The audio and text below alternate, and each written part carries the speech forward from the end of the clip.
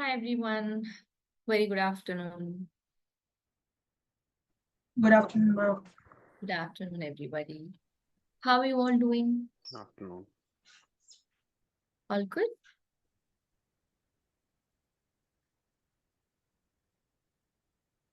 Okay, everybody, yes, turn on your videos.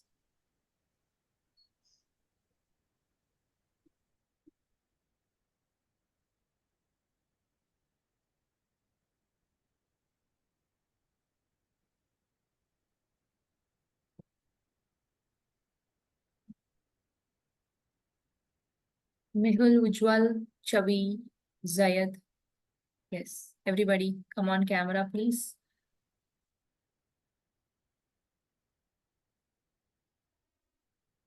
Trivedi, sorry, Nakul, Ujjwal, Zayed. Okay. Zayed, are you there at the other end? Ibrahim? People are joining. Hi, Shubham. Please turn on your video as well.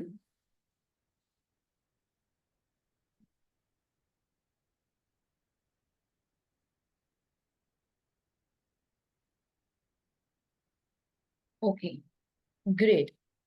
Zayed, Shubham, please turn on your video. I'll give you a few minutes. Anyways, so let us start. I hope you're doing well. Yes? How did your week go? Good? You guys are all working, Studying. studying. How many of you are working? I am. I am. Can you raise hands? Like, just the raise hand button. Let me just identify you guys. Bushra is working. Bushra, you working? In which profile? Yeah. No, ma'am. I'm just studying. It is studying. Okay, Lalit. Yes. Okay, Lalit is working. Okay. Yeah. Alright. Yeah. Great. Okay, so let us start. Hemni is also working. Okay, Hemni, can you talk about your profile? Yeah, I'm working at Barclays. I'm in banking field currently, which Okay. deals with CDD, customer due diligence currently in personal field. Got it. Okay, all right. Great. So couple of you are working. Awesome. And I also couldn't join the class from last week. I missed it due to I had few things to be done at office, so I couldn't join. No issues. Did you get a chance to go through the recordings? No, I did go through it, but I couldn't complete it. I just went through it like the first 2 hours of it. Okay, no issues. Please make sure that you complete whatever is pending on the same week so that it doesn't get accumulated. Okay, if it gets piled up, it might become difficult for you. So missing classes once in a while is fine due to valid reasons, but cope up with the um, portions in the same week. Okay. Yeah. Shubham, you're in college right now. Okay, Shubham. I hope you'll be able to attend it smoothly.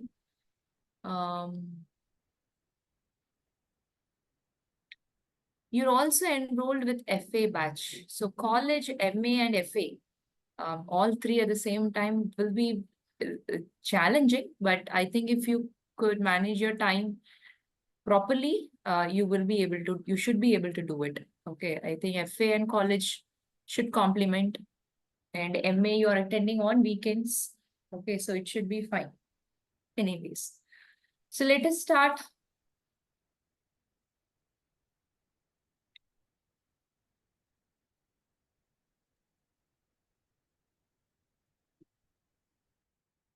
All right.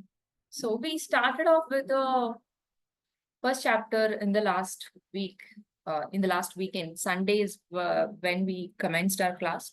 On Sunday, we basically had an introduction to the entire ACCA course, the various subjects therein, what are the things that you need to complete in order to become a professional, okay, a member of ACCA body. And then the various chapters and various papers and how they are interlinked. Okay, so we looked at the linkage between the various papers. Then we understood what is financial accounting, what is management accounting, what is cost accounting. So basically, financial accounting reports on the financial performance and financial position of the company to the external stakeholders, outsiders. Okay. So the purpose of financial accounting itself is to report on the financial performance and position to the external people. That's it. That's the purpose. Okay. So we create only financial statements. That is the only output. Income statement, balance sheet, statement of cash flow, statement of changes to equity, notes to account. So these are only the output of financial accounting, nothing else. Okay. Whereas in management accounting, the purpose is to help management make better decisions. So we cannot make blind decisions. We got to make informed decisions only. Okay, only then the organization will be able to achieve its goals. And informed decision, by that we mean decisions based on solid information. And information we will be able to obtain by processing the data. Data becomes information, right? Data is anything raw, unprocessed. List of students in the class. I just take the names of students in the class. That name list is a data.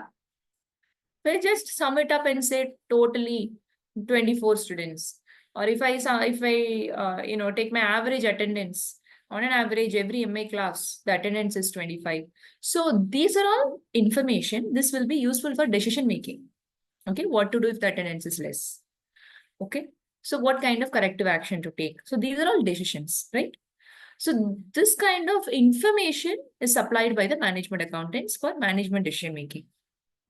Okay, we looked at what are the various decisions that an entrepreneur will take if he is starting a business. Okay, decisions from what's the amount of capital required, which product to produce and sell, whether to hire a machinery or purchase a machinery, should we go for a full-time finance person, accountant, or should we outsource accounting?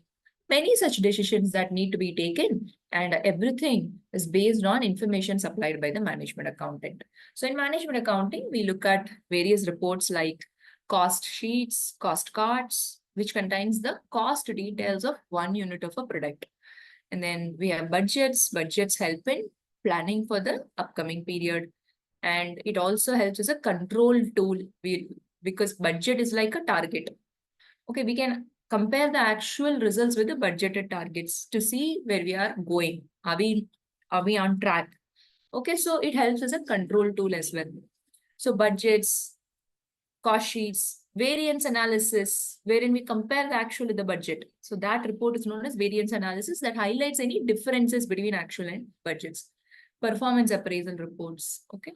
So these are some of the reports, investment appraisal reports, age receivables report, sales by customer segment, sales revenue in every different geographies, sales by product, various products.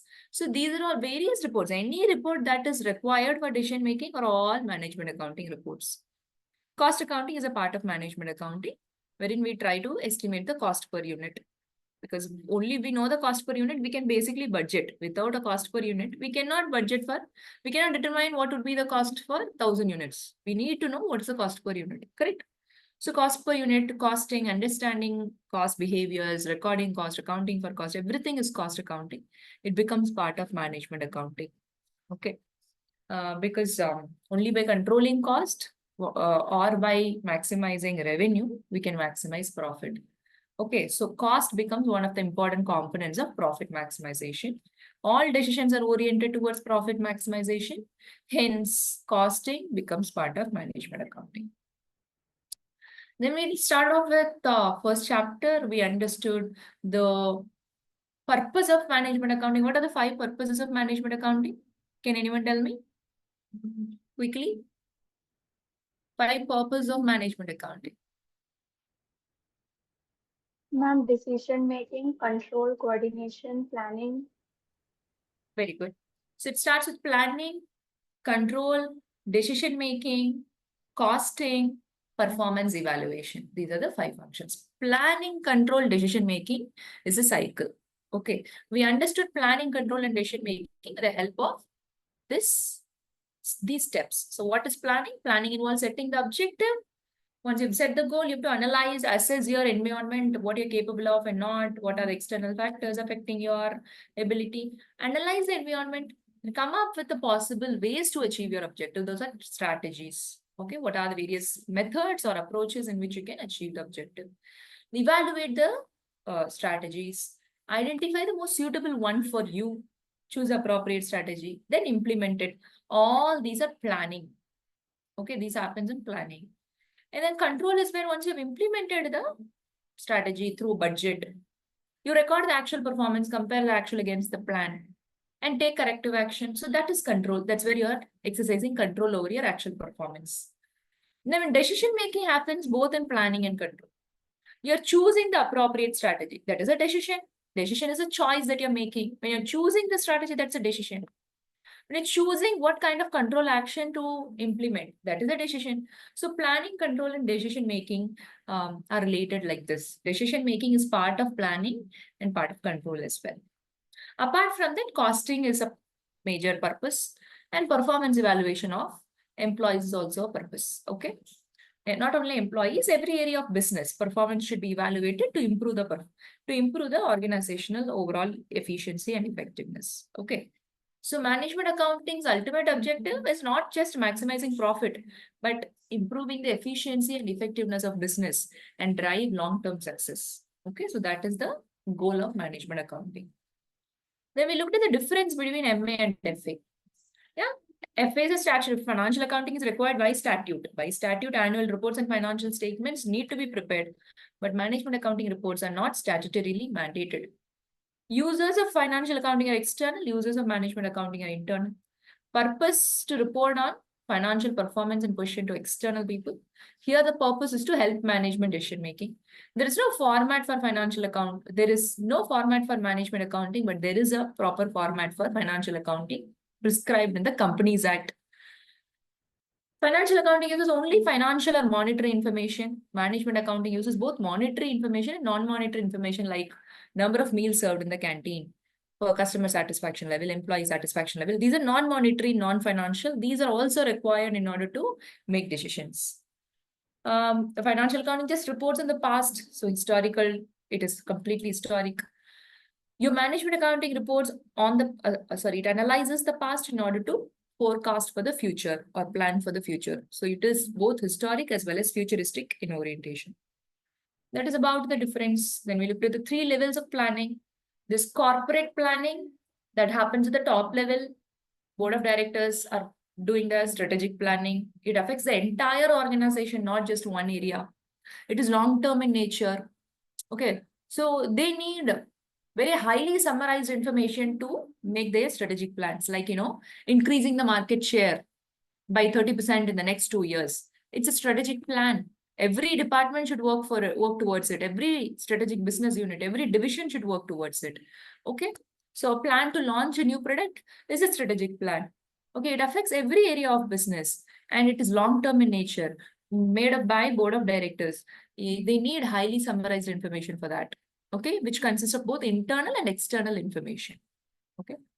Tactical planning relates to a particular division or department, medium term, short to medium term in nature. Mostly departmental managers make tactical plans, but they might also be, approved or overseen by board of directors, or board of directors inputs might also be there in tactical plans. Okay, they want summarized information with sufficient details. Okay, they don't need very highly summarized information. They need sufficiently detailed reports, but not too detailed. Okay, for example, the month-end reports, month-end information reports on how much of monthly sales are being generated. Okay, what are the what's the amount of increase from the last month? Okay, what's the amount of cost? So absenteeism rate this month for employees. The monthly summary of performance is a tactical information. Okay, then example, marketing plan to launch the new product. So launching the new product is a tactical plan, strategic plan. But marketing plan to launch the new product is a tactical plan. It relates only to the marketing department. It is short to medium term in nature. Okay. Now, operational level planning is very detailed. Day-to-day planning or weekly planning is operational level. Reports are very detailed. Okay, daily production volume, daily attendance, time sheets, this, that, everything is operational. Number of units rejected in the quality check, everything is operational, highly detailed. Okay. Mostly take these planning is done by supervisors or frontline managers or very junior level managers. Okay. So these are operational planning. So strategic, tactical, and operational planning, we understand. We understand data is raw, unprocessed. When we process data, it becomes information. Data can be classified into primary, secondary. Primary means we collect data from the original source. Secondary means data is collected already by somebody else, but we think it is relevant to our purpose, so we are using it. So data collected for some other purpose is basically a secondary data. Data collected for the original purpose is primary. Quantitative and qualitative. If it is countable data, measurable data, it is quantitative. If it is uncountable, then it is qualitative. Okay, feedbacks are uncountable, qualitative. Then data can be discrete and continuous. Discrete data consists of whole numbers. 1, 2, 5, 10, 2000, 100. Whole numbers. There are no decimals. Number of students in the class can never take on a decimal value. So it is a discrete data. Continuous data has continuity. 1, 2, 2. There's 1.1, 1.2, 1.3, 1.4, 1.2, 1, 3, 1. There is a continuity between 1 and 2. So it's a continuous data. Heights of students in the class can take on decimals or fractional value. So heights of students can be an example of continuous data. Okay. Information should be good. Good information means what? It should be accurate, should be cost effective, complete, understandable, relevant, accessible, made available in the timely manner. It should be easy to use by the user. Okay. So these are the attributes of good information. Accurate means it should be accurate just enough to serve the purpose. Unnecessary detailing is not required. If you're providing report to a strategic manager, board of director, it should be accurate. The sales revenue reporting should be accurate. Like 6.5 million. You need not go into pointless accuracy of 6,511,862. That is not required at the board of directors level. So accurate enough to serve the purpose. Responsibility accounting. So every cost center or department, a department is a cost center. Every area where costs are collected is a cost center. Okay. So cost center is a type of responsibility center where the manager is responsible only for cost, controlling cost. Similarly, a department can be a revenue center where the manager is responsible for maximizing revenue only. He is not responsible for cost. If you take sales manager, he is responsible for maximizing sales revenue. So sales department is a revenue center. Over cost is not given importance. If you take production department, it is a cost center because it is not generating any revenue. The manager is responsible. Production manager is responsible for controlling production cost. Okay. So there can be revenue center, cost center, profit center, investment center. Profit center means their manager is responsible for both revenue and cost. Okay. Because that revenue minus cost is your profit. So he's responsible for maximizing profit. Investment center is a center where the manager is responsible for maximizing profit and investing the surplus profit in profitable ventures and generating good return on investment. These are the 4 types of responsibility centers. We measure the performance of different managers based on the type of responsibility center. Okay. Then, so investment center manager performance can be assessed by looking at return on investment. Okay. So we looked at return on investment. Then limitations of management accounting information. So it depends on the quality of data. If the quality of data is not good, the information will not be good. It has to be made available at the right time. If there is a delay, it will not be useful. These are some of the limitations of management accounting. So that is about the quick recap of the, not quick recap, actually an elaborate recap of the previous session. Okay, I hope you guys are able to recollect everything. Yeah. Now, moving on. Let's go to the next section. So in the first module, we have only one chapter, that is the nature, source, and purpose of management information. In the second module, we are diving into statistics, data analysis, and statistical techniques. This is the second module. Okay, now why all of a sudden in accounting, data analysis and statistics? As I had already told you, accounting cannot be done without data. Whatever transactions, revenue, sales you're making, whatever expenses you're incurring, everything is a data. All the transactions are data for accounting. Without the transactions, accounting cannot be done. We cannot record it. We cannot analyze it. Okay, we need data. So accounting itself is basically data is underlying subject for accounting. Okay, it is prime for accounting. So we need to understand how to analyze the data using statistical techniques and other techniques. Okay, so we are going to learn data analysis and statistical techniques in this module. Okay, so mostly it is full of statistics, basic statistics, nothing great. Nothing difficult, basic statistics. Okay, the first chapter here is sources and analysis of data. Okay, this is the first chapter. It consists of a lot of theory. Okay, we're basically understanding from where and all we can source data.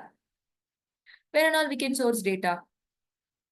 Some data we can get by looking inside of the organization, correct? When we look inside of the organization, what kind of data do we get? Can you tell me? These are called internal sources of data. The past accounting records.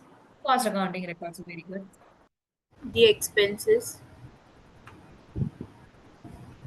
Expenses, again, when you're talking about cost accounting records, you're talking about information, not data, but it is fine.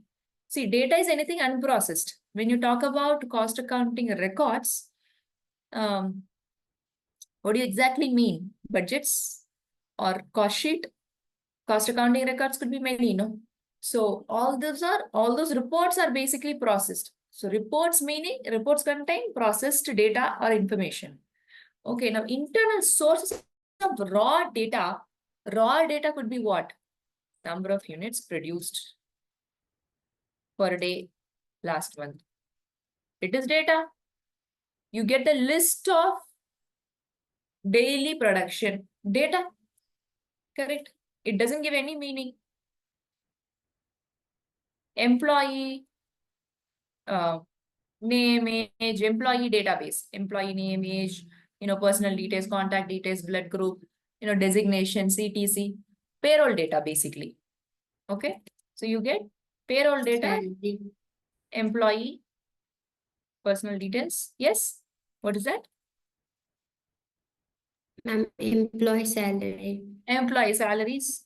Okay, that's called, you can get data regarding what's the gross salary of each and every employee. What are the deductions applied for each and every employee? What's the net salary? Okay, gross salary minus deductions give you net salary, correct? What could be the deductions? PF, pension deduction, provident fund deduction, income tax deductions. You deduct everything from gross salary, you get net salary. Okay. Bonuses.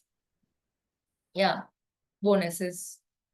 Now, so in the payroll department, you can get many data. In the production department, number of units produced on a daily basis, number of hours every employee is working, number of machine hours worked, amount of quantity of materials used for production. Okay.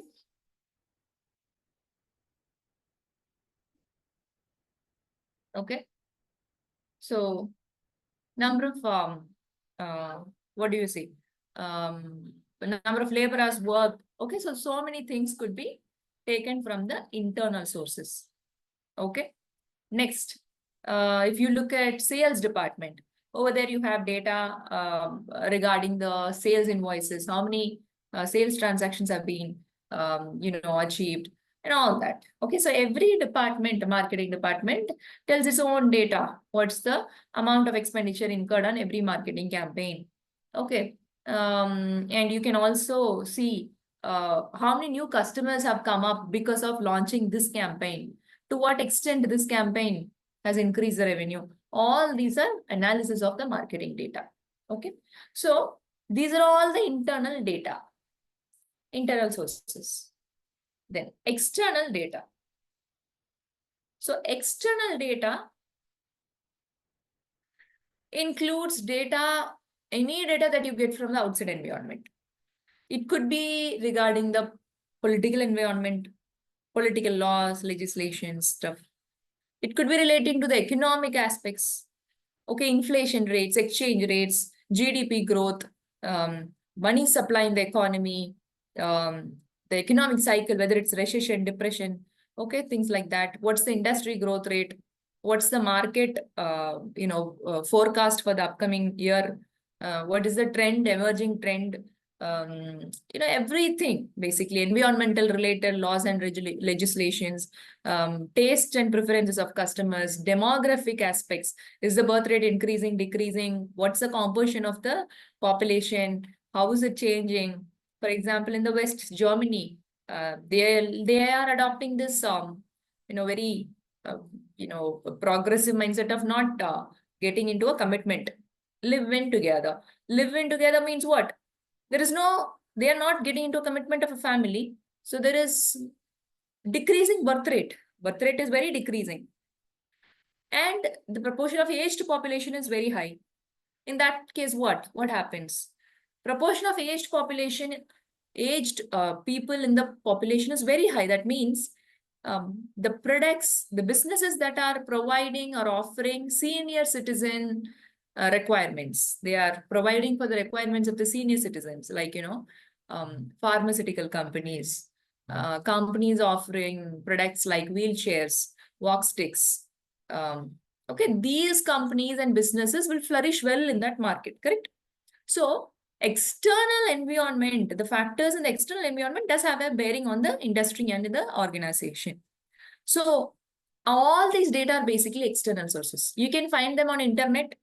You can find them on trade publishings. Every industry will have some or the other magazine. There is fashion industry as its fashion magazines, business industry as business magazines. Okay, so like that, our finance industry is a lot of finance related magazines. These publishings, okay, trade publishings, internet, government websites, government publishings, okay, market research reports published by market research companies, okay, laws and legislations applicable to the nation and international laws and regulations. All these are external sources of data. Okay, trade union, anything that the bank, RBI provides, the central bank, whatever announcement it is making, okay, media, everything is an external data. Okay, so that is what is given here. Okay. So internally we have accounting system, payroll system, okay, and what is strategic planning system? This system holds information relating to the organization's objectives and targets. Only senior management have access to this because it holds very sensitive information. Strategic planning system is a database where very important sensitive information is stored. Okay. Trade secrets, competitors' next move predictions, things like that. Okay. Or the company's future move, which is not yet made public. Okay, they're planning secretively to do something in the future, probably in mergers and acquisitions or a joint venture or whatever it is. Okay, or going for an IPO, whatever it is a strategic plan. Okay, it is accessible only by senior management. Okay. Then, what are the benefits of internal data? It's readily available because it is in full control of your organization, right? You can get it anytime you want. It's under your control, readily available. Data can be easily sorted and analyzed by the management accountant because it relates to the organization. And reports, whenever you want the reports, you can produce it. Okay. And it relates to the organization directly. Okay. But what are the limitations? Now, all these data need to be further analyzed to be of use by the management. We have to analyze the data, only then it will be of any use. These are the internal data. Internal sources of information. Then comes external sources of information. As I told you, government sources like, government websites. Okay, all of these, information. Government websites provide information regarding population, interest rates, exchange rates, money supply, everything, GDP. All these are external. Business contacts, suppliers, customers, whatever information they provide. Trade associations, trade journals, financial press, media, internet, all these are external sources. So external sources, they have a wide expanse of external source of information, easily accessible, especially using the internet. More general information is available. Okay. And we can source specific information also. Okay, depending upon the need. Okay, can source specific information needs as well. Large amount, wide expense means large extent of information, easily accessible using internet. General information, very general information is available. Okay. Limitations of external sources. Data may not be accurate. We cannot vouch for the accuracy of it because it's not under our control. Finding relevant information could be time consuming. You want to trace the most authorized website or something, it needs a lot of research. Okay, we need to dig deeper and it is time consuming. Okay. So enough about information, let's talk about data. Okay. So as I had already told you, data we can classify as primary and secondary, discrete and continuous. We've already done this data classification. Okay. Now you see illustration 1. Which of the following are pieces of external information that can be used in a management accounting system? Sorry. A. Government statistics. A. Not customer returns. Okay, government statistics. Government statistics. Okay. Anybody saying both? Anybody for both? Anybody for B? No answers? For B or both? Yes, Ash.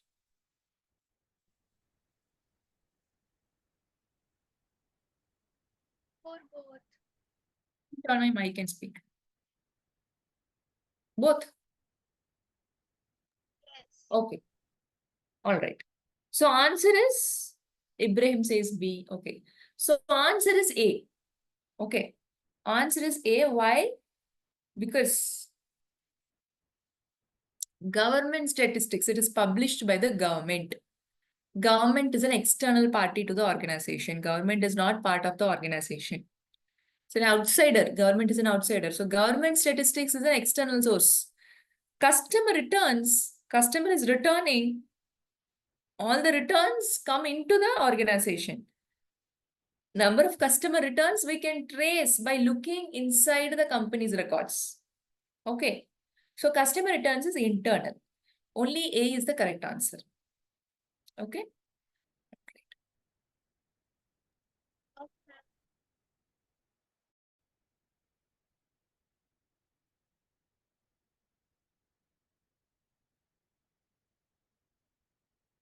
Okay. Any doubts here so far? You guys are able to follow? Okay. Now, moving on. My voice is clearly audible to all of you? Yes, ma'am. Okay. So moving on. We are looking at direct and indirect data capture cost. Now, we are talking about data, right? Every organization for management accounting reports, we need data. And even for financial accounting, we need data. But financial accounting data can be easily traceable. We don't have to incur much cost. We can easily trace the number of invoices, sales invoices, number of suppliers invoices. It deals with income, cost, expenses only. But for management accounting, we need a lot of more data regarding non-financial aspects like meals served in the canteen, employee productivity, satisfaction level of customers, this, that, machines performance, everything is required. And is it easy to make all this data available? Is it coming at no cost? Is it coming free of cost for the organization? Not at all. Organization need to incur a lot of cost in order to capture this data. Forget about analyzing. Just to capture the data itself, organization needs to invest a lot. Correct? It cannot be recorded manually by everybody, right? So we cannot put every person here and there, wherever required. We cannot appoint 2-3 people to manually note down, oh, how many units produced, or how many customer returns, how many sales returns. No, it has to be automated. That means we need to create a software ecosystem, a customer relationship management software that should capture all the customer related data, customers' personal details, number of orders they have placed, number of orders processed, whatever complaints they placed, whatever feedbacks they gave, what's the total amount for which they have purchased so far, how long have they been with the organization as a customer. So many things, everything gets captured by the CRM software. Inventory module, on the other hand, records all the inventory data. How many inventories are coming in? How many materials are going out of the warehouse for production? What's the amount of finished goods? Okay. How many finished goods product types we have? What's the balance, inventory balance, this, that. Okay, everything is there in the inventory module. At the point of sales, okay, if it's a supermarket, okay, every product is having a barcode. And the barcode scanner captures the product details. Okay, you capture the barcode, and then automatically, what is the type of product? What is the product code? Okay, what's the price of the product? Everything gets immediately displayed in the screen. Okay, for the supermarket in the bill counter. Correct. So this is data capturing. Barcode is used to capture the data of the product. In the banks, every check has a special ink character, okay, magnetic ink character recognition, and barcodes. Okay, MICR, magnetic ink character recognition, barcode reader. These are used to scan the checks and accordingly update the records of the customer accounts. Okay, so these are all data capture cost. Okay, basically implementing the softwares in order to capture the data. For example, biometric. What is biometric? Or sometimes some organizations have card swipe. Card swipe means you want to enter the organization or exit the organization, you have to swipe your identity card. Okay, only then you can enter. Swiping means what? It is not simply swiping. At the back end, your name is XYZ, and you are entering the organization at this time, on this date, and you're exiting at this time, this date. So totally for 8 hours and 9 hours, you were inside the organization. In between, you also swiped in and swiped out for lunch, during lunch around 2:30. And you took 1.5 hours to come back. Everything gets recorded. That is data. So biometric is a data capturing cost. So barcode readers, biometric, these softwares that you're implementing, CRM, inventory module, whatever other softwares like payroll software, everything is basically data capturing cost. All the costs associated with this. Okay. We can classify them into direct data capture cost and indirect data capture cost. Just a minute, guys. I think we're skipping page number 28.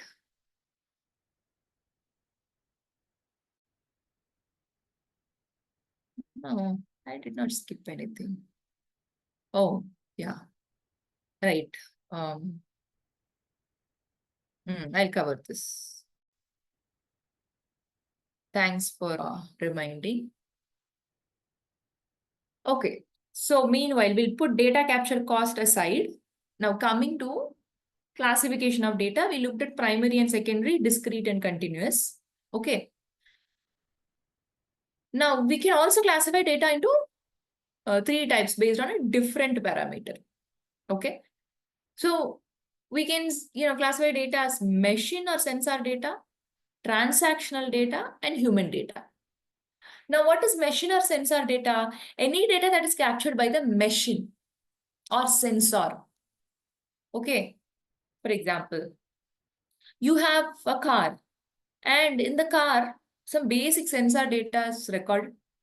Number of kilometers traveled by the car is captured by the sensor only. You are not capturing it manually. That means it is a sensor data. Number of kilometers traveled is a sensor data. Okay. Amount of fuel consumed, captured by the sensor only. We are not capturing. It is a machine data.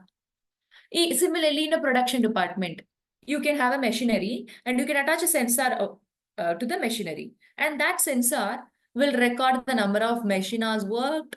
Okay. Number of maintenance hours carried out, what is the total amount of maintenance duration that gets recorded? Efficiency of machinery, at what level of efficiency the machinery produced the products.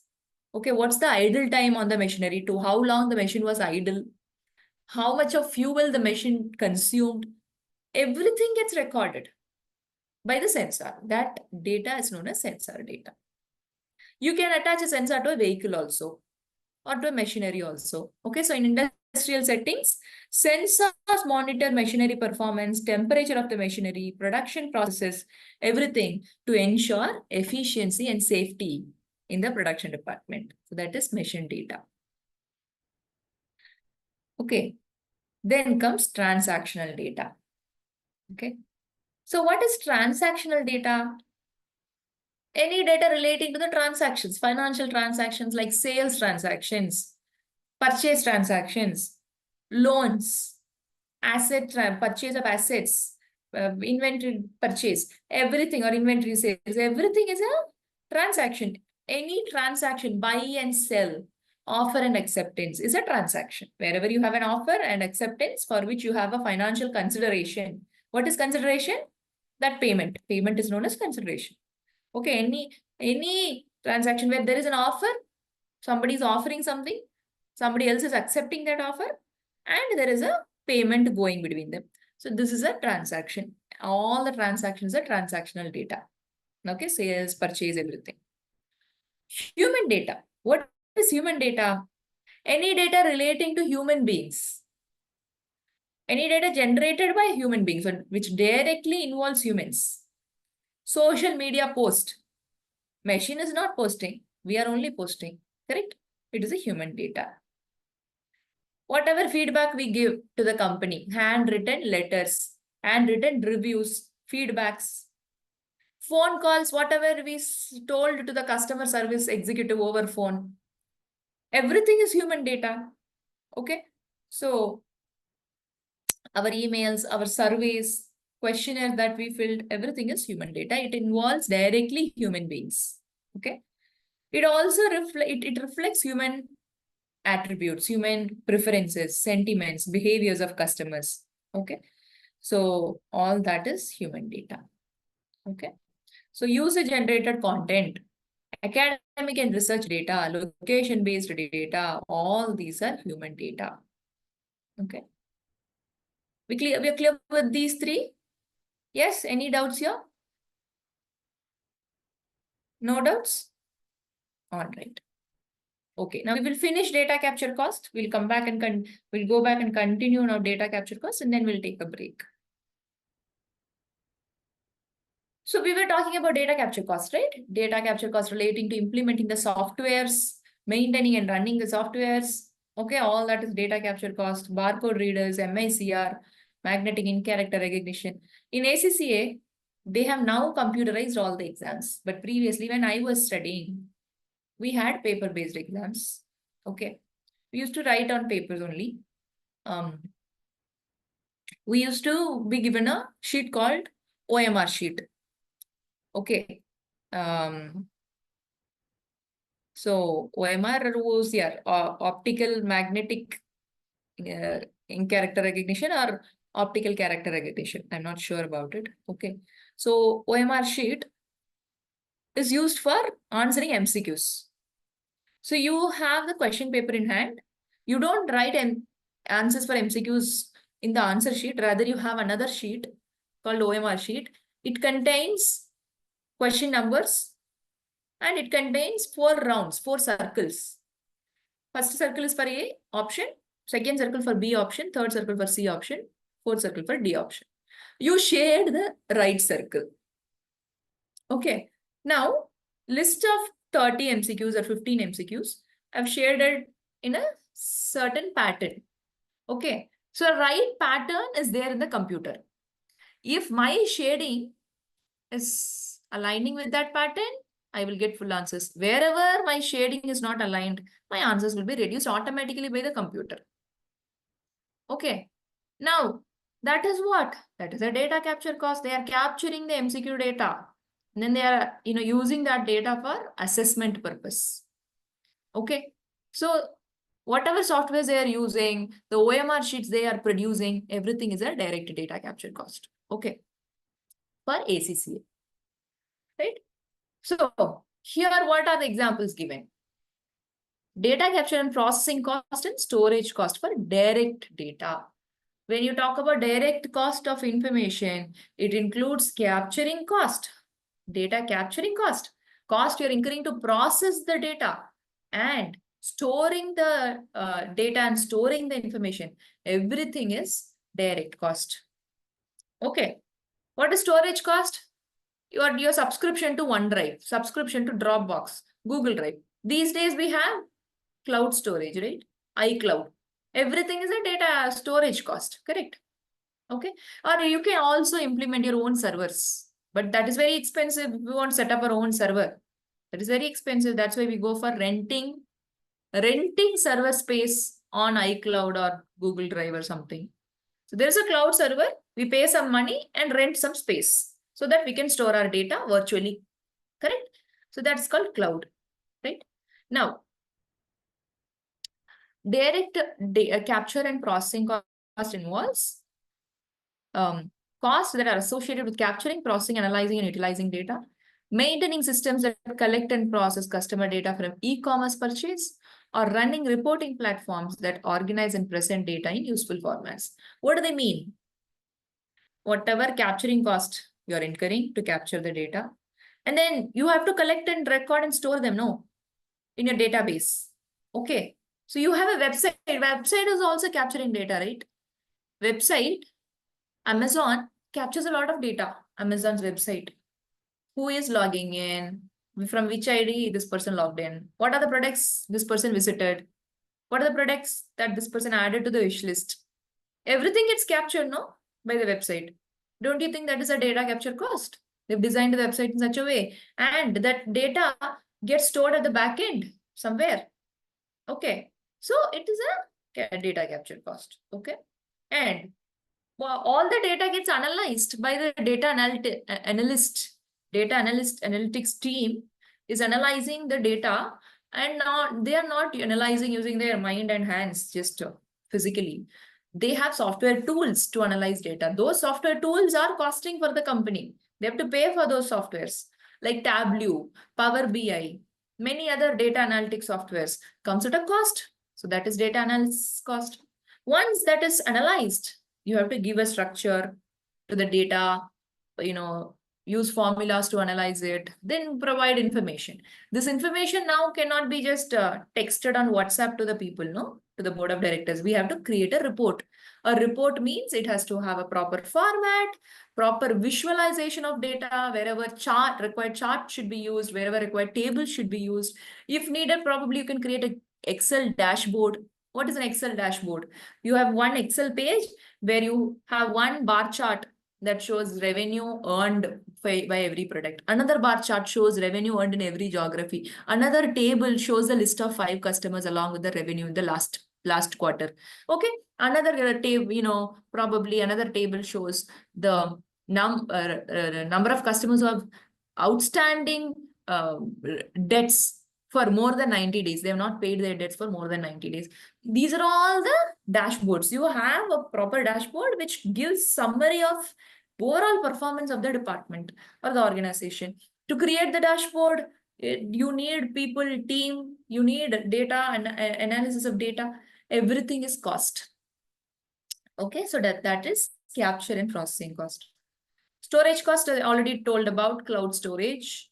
On-site storage, you can have an on-site server or computer systems or, hard drive or whatever you're using to store the data, storage cost. Okay. And they're talking about direct data capture cost. So use of data forms like OCR sheets, optical character recognition sheets like ACCA uses. It was using. Digitalized forms like Google Forms are also data forms only. Google Forms are what? Data forms. Okay. So in Zell, you are filling up Google Forms when you are enrolling for a particular batch, correct? So that is a data form. Everything comes at a cost. Machine readable codes like barcodes, all that. Artificial intelligence, AI, is also capturing data these days. Facial recognition. It is an artificial intelligence. In the phone, it recognizes your face and gets unlocked. It recognizes your fingerprint, gets unlocked. You give a voice search, it is able to recognize your voice. Everything is artificial intelligence, human-like intelligence for the machines. That is also a data capture cost. Large-scale data capture. Okay. Like extensive data collection relating to workforce, machines, and all that using various other devices. Okay. Survey drones, sensors and manufacturing lines. These are employed in the large scale operation of business. Okay. That's about this part. Then moving on to indirect data capture. Indirect data capture cost is mainly related to the internet cost. Indirect data is available in the internet only most times, or any other media releases or press releases. Okay. It is not very costly like direct data because it's already collected and it's already available. You're simply retrieving it. Okay. So the costs that are associated with acquiring data that has been previously collected or generated by others for different purpose. Okay, so that is indirect cost. For example, if you're paying for a market research report, that payment for the report is a transactional cost and that is an indirect data cost. Okay, so there might also be cost in verifying. So when you're using the secondary data, indirect data, you do not know whether it is accurate or complete enough. So you need to probably do some more work on it to establish whether it is reliable. Probably cross-verify with something else. Do your analysis, understand whether there is any inaccuracy or error. All this is the cost incurred in order to verify the reliability of the data, establish the sources, cross-reference it. You need a person to do all this and you're paying the person. The organization is paying some salaries to the person. That is also a indirect data capture and analysis cost. Okay. So that is about data capture cost. Clear, everybody? Any doubts so far? I know it is theory, but we got to understand this. Okay, some people get blank in these areas like data capture cost when they read it from the book. That's why I had to elaborately explain it. Okay. Now moving on, we have big data and stuff. We will take a quick break. It's been an hour. So we'll take a break for 10 minutes. Okay, time is 2 o'clock. We'll get back by 2:10. We'll continue. I might drop out and join in again. Don't worry. Okay, I'll join in on time.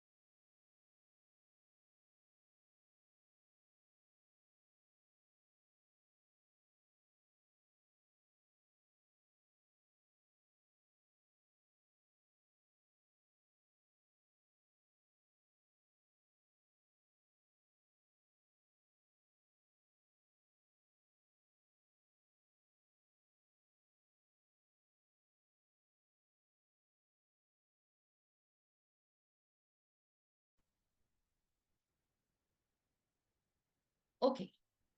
So, shall we continue? If you're back from break, everybody please be on camera throughout the session. All right. So let us continue. Now that we've understood what are the internal source of data, external source of data, direct data cost, including data capture, data processing, and data storage cost. Indirect data cost, which is very less compared to direct data because it involves only internet charges and stuff. Okay. And then we looked at classifications of data. We can classify as primary, secondary, discrete, continuous, machine sensor data, machine related data, human data, machine data, and transactional data. Okay. So these are the things we've discussed so far. Now, moving on to impact of economic environment and cost and revenue. Sorry to interrupt. I actually have a doubt in the sequence that we follow the data sources. Yeah. Yeah, first we saw that internal and external are the sources of data, and later we also saw that the three main sources, so like the mission, transaction, and human data. So, Mm. among are these three going to be categorized under internal sources of data, or they going to be separate It sources? can be internal, it can be external also. This is another way of classifying the sources. That's it. See, Oh, it's just the perspective that is changing. Okay, from internal and external perspective, you classify like that. This way, based on, which is the source. Okay, if it is machine, it is machine data. If it is human is the source, then human data. If it is any transaction related, in a transaction, it is within the organization most often, but it can be external also, no? Banking, any loans taken, it involves a bank. A bank is an external party. Bank should provide us data regarding the interest on the loan, the terms of repayment and stuff like that. So in that case, it becomes a mix of internal and external. Okay. So it is another way of looking at it. okay. Thank you. All right. Now moving on to the impact of economic environment and cost and revenues. As I had already told you, any organization's performance, financial performance is affected by the external environment. Okay. Now we are just considering economic environment. External environment includes political, legal, economic, social, demographic, environmental, and competitive factors. Now we are only looking at economic factor, how economic factors can have a bearing on the revenues and cost of a business. Okay. Now, what is an economy? Economics consists of microeconomics and macroeconomics. Now, what do we mean by microeconomics? Economics in a smaller area, that is microeconomics. Basically, if you're looking at the economics of a small family, micro. Economics of a single organization, micro. Economics of a small firm, micro. Okay, what is economics? Economics deals with understanding how the available resources is used in order to generate wealth. That is economics. Available resources scarce. So how scarce resources are used by competing ends to maximize wealth. That is what is economics, study of wealth creation in short. Now, if we're looking at household's economy, that is microeconomy, the income of the household, expense of the household, what is the savings, how much are they investing, that is household economics, microeconomics. When you look at the economics of the whole nation, that is macroeconomics. National economy is a macroeconomy. It consists of many microeconomies, many households, many firms. So many microeconomies forms the macroeconomy. And the macroeconomy, national economy is managed by who?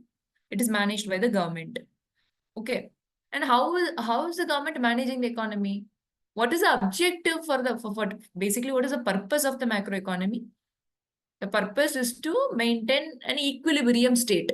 What is equilibrium state? Where everything is in a balance. There is no one factor that is dominating the entire economy. That should not be the case. Inflation should be there. If it is zero, that is not at all good. Zero inflation is not at all good. Then what is the motivation? Price levels are not at all rising. When price is not increasing, who will be motivated to produce and sell? Who will be motivated to do any business? Only if we see, oh, gold price is going to increase, let us purchase some gold and keep it.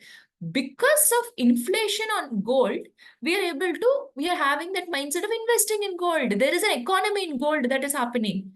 Okay, if there is zero inflation, there will not be any growth, first of all. So inflation should be there, but high level of inflation should not be there. That is very harmful. Okay, high levels of inflation means there is a great level of demotivation for people to do any business. Prices are so high, there is no demand. When prices are so high, who will demand? If there is no demand, who will do business? Correct? So it is all about a balance. Inflation, balance in inflation. Balanced growth. Balanced utilization of resources. Balance in interest rates. Balance between all this is basically equilibrium. Demand should equal supply. Supply should equal demand. Whatever you produce should be consumed. Whatever is demanded should be produced. So that is what is equilibrium. If you produce too much, higher than the demand, it is unnecessary accumulation of goods. Okay, there is no demand. You're simply producing and storing it. Waste, no? You'll have to dispose it off. It is a loss. Okay. Now we are producing inadequately. Then what will happen? Prices will go up. Demand is so much, but you don't have resources to produce to the demand. Supply is less. If supply is less and demand is high, what will happen? Prices will go up again, which is not good. So it is all about maintaining a balance. That's what the government wants to achieve. It wants to achieve an equilibrium. And to achieve an equilibrium and maintain an equilibrium is not that easy at all. You try to bring down one thing, another thing will go up. Try to bring down, let's say, interest rates. Okay, interest rates are now, the government is now reducing the interest rate because it seems too high. Interest is reduced. Now what is happening? People are taking loans easily. Interest rates are reduced. Take a loan, buy a car, take a loan, buy a house, take a loan, personal loan, spend on goods. Demand is increasing. When demand is increasing, organizations are not able to supply to the increased demand. So prices are increasing. You reduced interest rate, but now inflation increases, correct? Now you want to reduce inflation, something will go up. So it is basically playing with different factors. Pull, push, pull, push, push, push. So it's all about maintaining a balance. This action of pulling and pushing different factors need to be done on a continuous basis in order to kind of maintain a balance or equilibrium in the economy. That's what a government does using economic policies like fiscal policy, monetary policy. Okay, what is fiscal policy? Maintaining a balance through taxation and public borrowing, public spending. What is public borrowing? Government borrowing, government spending. If the government spends more into the economy, it is infusion of money. Government is investing on metro, spending on infrastructural projects, creating more jobs. More jobs means more income for people. More income means they will spend more. More demand. More demand means businesses will flourish. So government spending is creating an economy. It is stimulating the economy. If the government is decreasing the spending, there will be less jobs, less income in the hands of people, less demand, less motivation for startups, businesses. Okay, so it's all. So government will reduce the spending if it wants to control inflation. It will increase the spending if it wants to promote growth. Okay, so it is all about all these, activities. Okay, so fiscal policy deals with the taxation, government spending, borrowing. Monetary policy deals with inflation, interest rates and stuff. Okay, exchange rates and stuff. So we understand now how each of these are, inflation I have discussed, how it is, influencing the businesses. Interest rates I've discussed. Exchange rate, what is exchange rate? the demand for the country's currency in the market, international market. That will determine the exchange rate for the country currency. Okay. So if the exchange rate is favorable, meaning what? If the exchange rate increases. Okay. Meaning the currency is basically losing its value. Okay. INR to dollar, it was 75, now it is 80. Value of INR, value of Indian rupee is decreasing. Okay, for $1 it was 75, but it is now 80. It is value of INR is decreasing. Correct. The value of INR is decreasing. It will promote export because they were paying $1 for 75 rupees. Now they have to pay $1 for 80 rupees only. Number of dollars they are paying will reduce now. Correct. Yeah. So for 1,000, let's say if you're quoting 1,000 rupees. For 1,000 rupees, how many dollars they would have paid if it was 75 rupees? $13 they would have paid. Correct. Now, at same 1,000 rupees is the price of the good, but exchange rate has increased to 80. Now they're paying only 12.5, no. So it is cheaper for foreigners to buy from India because exchange rate is in India is favorable for the foreigners. Indian rupee is losing value. When Indian rupee loses value, exporters gain. Importers lose because if we are importing, we'll have to pay more. For $1, we're purchasing from the same Americans, US. For $1, we're paying 75, but now we have to pay 80 rupees. So import is costly, export is cheaper for outsiders. Okay, so this is how exchange rates affect our economy and businesses, correct? And vice versa. If yes. Ma'am, what you explain the calculation, I couldn't understand. This is the price of the good. Whichever you're exporting, the price of the good is 1,000 rupees only.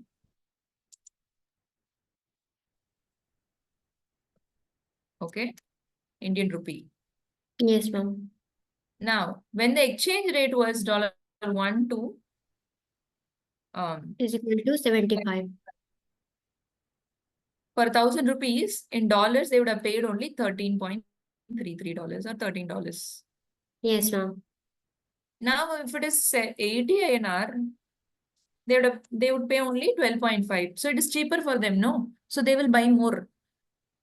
Correct. When the value of Indian rupee is decreasing from 75 to $80, 80 rupees to $1, it is cheaper for outsiders to buy from India. So export demand will go up, exporters will gain because their business will flourish. Understand? Yes, ma'am. Okay. The other way around for import. For import, if we are importing from US, for $1 we were paying 75, but now we have to pay 80. It is costly for us. So we will demand less from outsiders. From foreign markets, our import demand will be less. Okay. So this is how exchange rates affects the demand and supply for goods and services for economies across the world. Okay. So that's, broadly about this part. Okay. Impact of economic environment and cost and revenues.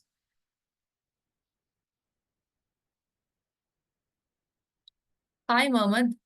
Lecture timings from 2 to 5 on Saturdays and Sundays in the afternoon. Okay. You can watch the recordings for the missed classes. We've already done one session last weekend. And today we started at 2 p.m. We've already passed 1 hour, 1.5 hours. So whatever is missed, please access the recordings and complete it during the weekdays. Okay. Yes, Ibrahim. Yeah, ma'am. For the exchange rates, I do have some doubt. Yes. Now, again, for like when you said that our export would increase, and our import would decrease because we wouldn't be able to import from other countries, isn't it? Because it's expensive for us. Right. But then there are certain raw materials that we tend to import. So doesn't that also increase the price of the export as well? for certain raw materials that we need to import from other countries. Yeah, Yeah. yeah.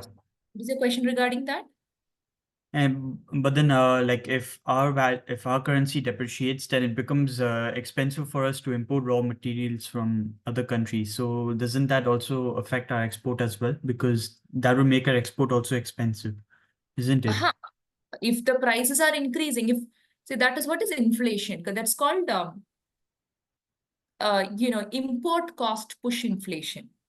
Okay, now we were only looking at exchange rates, but if that scenario which you are telling Ibrahim, giving, he's giving a scenario where if we are purchasing our raw materials from outside country, we are not having raw material availability in our domestic economy. So we will have to depend on foreign markets for our raw materials. In that case, like oil, okay, we don't have oil resource here, right? So things like that in such industries where raw material is sourced from outside, if the import prices are high for us because of our currency's depreciation, we are paying high amount. It becomes expensive for us. So we will eventually increase the price of our finished goods because our raw material price is now high. Okay, so we'll eventually increase the price of our finished goods. Now, when the price of finished goods increases, again, when we're exporting that, people have to pay increased dollars.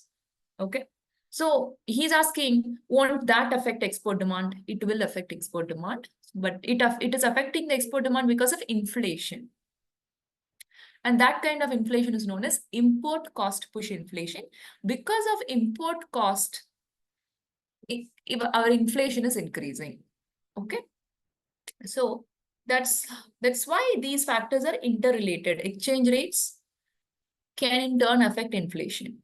Inflation can in turn affect exchange rates. Okay. All interest rates can affect inflation and exchange rates. It's all intertwined. Okay. Very valid discussion, Ibrahim. Your doubt is solved? Pardon? Your doubt is clear? Yeah, it's clear. Okay. So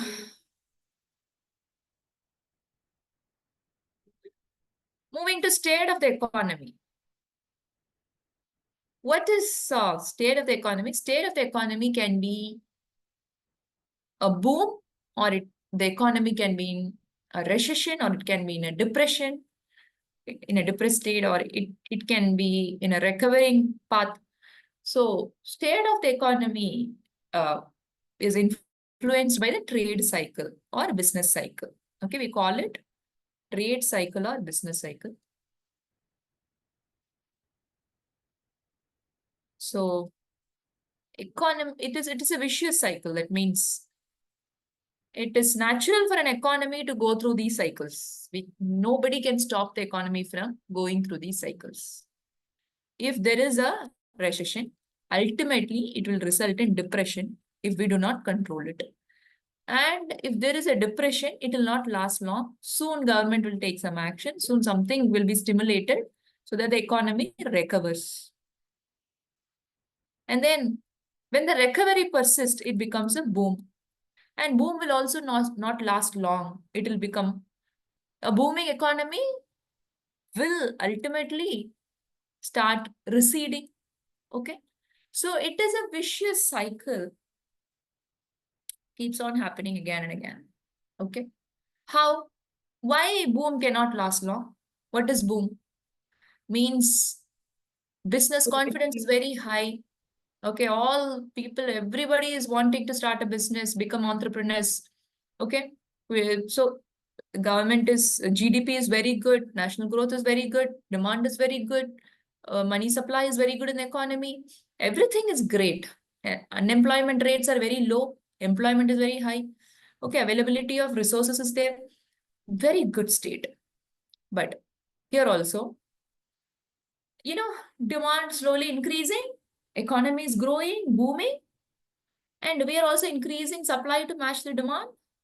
At one point, demand keeps on increasing, but we don't have enough resources to supply more. Okay, we have used all the human resource, okay, material resource, capital resource, financial resource, whatever we have invested. That is full capacity. We are running at full capacity. Whatever is there is now employed. We are at full capacity. We are producing the maximum that we can. But that maximum is not sufficient to meet the demand. Demand is going above the full capacity, supply at full capacity. When demand goes above the supply at full capacity,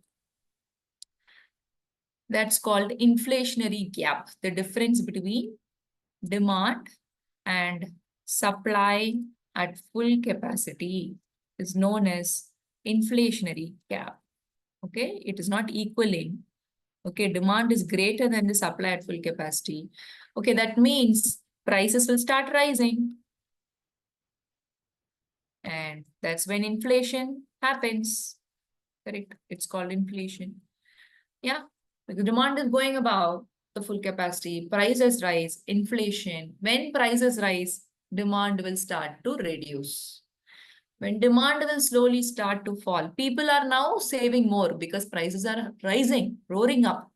We cannot afford to buy goods and services, so we have to save up more. They will start saving more and spending less. Okay, now demand is decreasing. So consumer confidence is decreasing. Consumers not confident enough on purchasing. So businesses are now losing confidence. They're not confident about starting new businesses, expanding. They will not expand. Existing businesses will not expand, will not invest. New businesses will not start. So business confidence is reducing. Slow growth. Economy enters recession. Recession is not addressed. It will eventually become depression. So government policy is used to control these cycles. Government will announce motivating policies to stimulate the economy if it is in depression. If inflation is too high, government might come up and announce price ceiling. This is the maximum price for these goods. Onion prices, certain seasons during the year, onion prices are roaring like anything, roaring up like anything, right? So in these times, government comes into the picture and announces a ceiling. Nobody is allowed to sell onions above 150 rupees per kilogram, yeah, maximum. But then what happens? There is a black market that emerges. That is also not good for the economy, right? So people start hoarding onions illegally and selling it for 250, 300 rupees per kilogram. So black market. Now, everywhere, there are difficulties and challenges. It's all about managing it. Okay. So that is about state of the economy, how it influences businesses. Any doubts here? Everybody clear? Okay. Now, moving on to big data. Any thoughts on what's big data?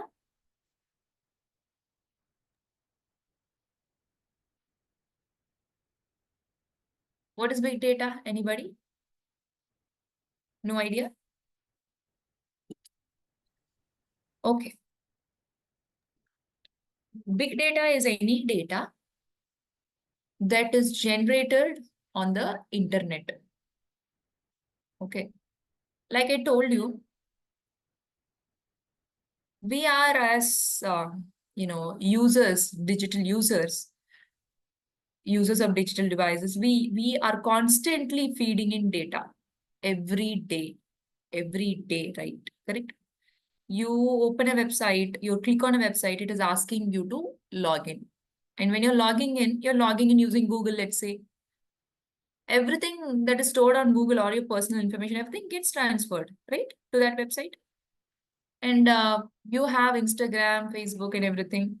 We are posting, the place that we visited, our thoughts, our, birthdays, anniversaries, everything, whatever our likes, we are liking some things, we are disliking certain things. Okay. Everything gets stored in the internet. All this large volume of data, okay, structured, unstructured, everything gets stored at the back end, and this is known as big data. Okay, if you take Amazon or any e-commerce website, I told you, they're tracking every move of yours, right? The product that you're visiting, and You visited, not purchased. Visited, added to the wish list, but not purchased. What is the price range within which you are purchasing? You're looking for products. Okay, your relevant range for purchase. The brands that you're interested in. Okay, how frequently are you spending on e-commerce shopping? Okay, whatever orders processed, any issues, complaints filed. Okay, feedbacks received, that everything is captured by the e-commerce website. That is the big data for that e-commerce company. They will take all this data, retrieve all this data. Okay, there will be a data analytics team that will give structure to the data, that will retrieve only what is required for its decisions. Because see, they are able to provide customized service. Okay, so if I log in, they're recommending products that I may be of interested with. Okay, if you log in, they might provide recommendation that you might like. Okay, so it is the website provides customized service to every customer. That customization is possible because they're analyzing the big data at the back end, and accordingly they're understanding the customer's preferences, mindset, and providing recommendations. Okay, which appeals to us, which keeps us satisfied. We go back and purchase again because we are so happy with, the experience. Okay. They're also understanding our preferences, accordingly adding new products based on our preferences. Okay, they are coming up with discount offers. Okay, everything, all their decisions, operations, short-term decisions are based on understanding the customer's preferences, and understanding the market and customer preference, and everything happens through big data analysis. Where most companies invest on research and development based on their analysis about the future trend in the market by the big data, through the big data analysis. Okay, so that is big data. It refers to sets of high volume and variety relating to the consumers. Such data can help identify and analyze patterns and trends of the consumer behavior, and further help the user to exploit such data to influence the choices of the end consumer. By examining any activity of a user, several data points are plotted, and such data points help build a framework of how the consumer behaves, how the consumer buys, etc. Right? So the data sets are sets of consumers having similar data points. So we 25 of us have same mindset for shopping. We form whatever data we provide, all these data form a data set. Okay. So we have some of them who like a certain brand, some of us who like a different brand. Then there are two data sets. Okay. Now, big data is used by various industries, from healthcare to weather forecasting to hospitality, banking, etc. Okay. It helps a company improve its efficiency in marketing their product. By understanding the market preference, customer preference, what they like, what is the trend, everything, we will be able to accordingly come up with a suitable marketing strategy. We can accordingly design and develop new products. So it helps us to get an idea about what to create next. Okay, so invest in new products, analyze and eliminate risk, make accurate forecast, which in turn lead to the profit, which in turn lead to profit to the society as a whole. Okay, so all this is forecasting, planning, strategic planning for the next upcoming future. Everything, increasing the efficiency of the business, everything is possible with the help of big data analysis. Facebook was recently heavily criticized for harvesting the data points of millions of users without consent, and using and selling such big data, which was misused as a tool to influence the decisions of the masses in many significant political events around the world. So that is the risk of big data. Collecting the big data involves cost, not denying that. But more than that, the risk lies in maintaining the confidentiality of the data. There is a risk of data getting hacked by unauthorized people, misused by unauthorized people. Okay. So it is important that the company ensures complete safety and confidentiality of this big data. Otherwise, it will be breaching the data protection regulation. If the company breaches Data Protection Act, it might have to pay hefty fines. Its reputation might get, impaired, okay, in the market. Okay, so Google often, gets trapped in this. Okay, it pays hefty fines whenever the data breach happens. Okay, Data Protection Act breach happens. Now, the 3 V's of big data. So big data, the characteristics of big data can be condensed in 3 V's or 5 V's. First, they are giving 3 V's. What are the 3 V's? Volume. The volume of big data is so huge. Okay, trillions and trillions of data gets generated every millisecond. Okay, imagine the volume then.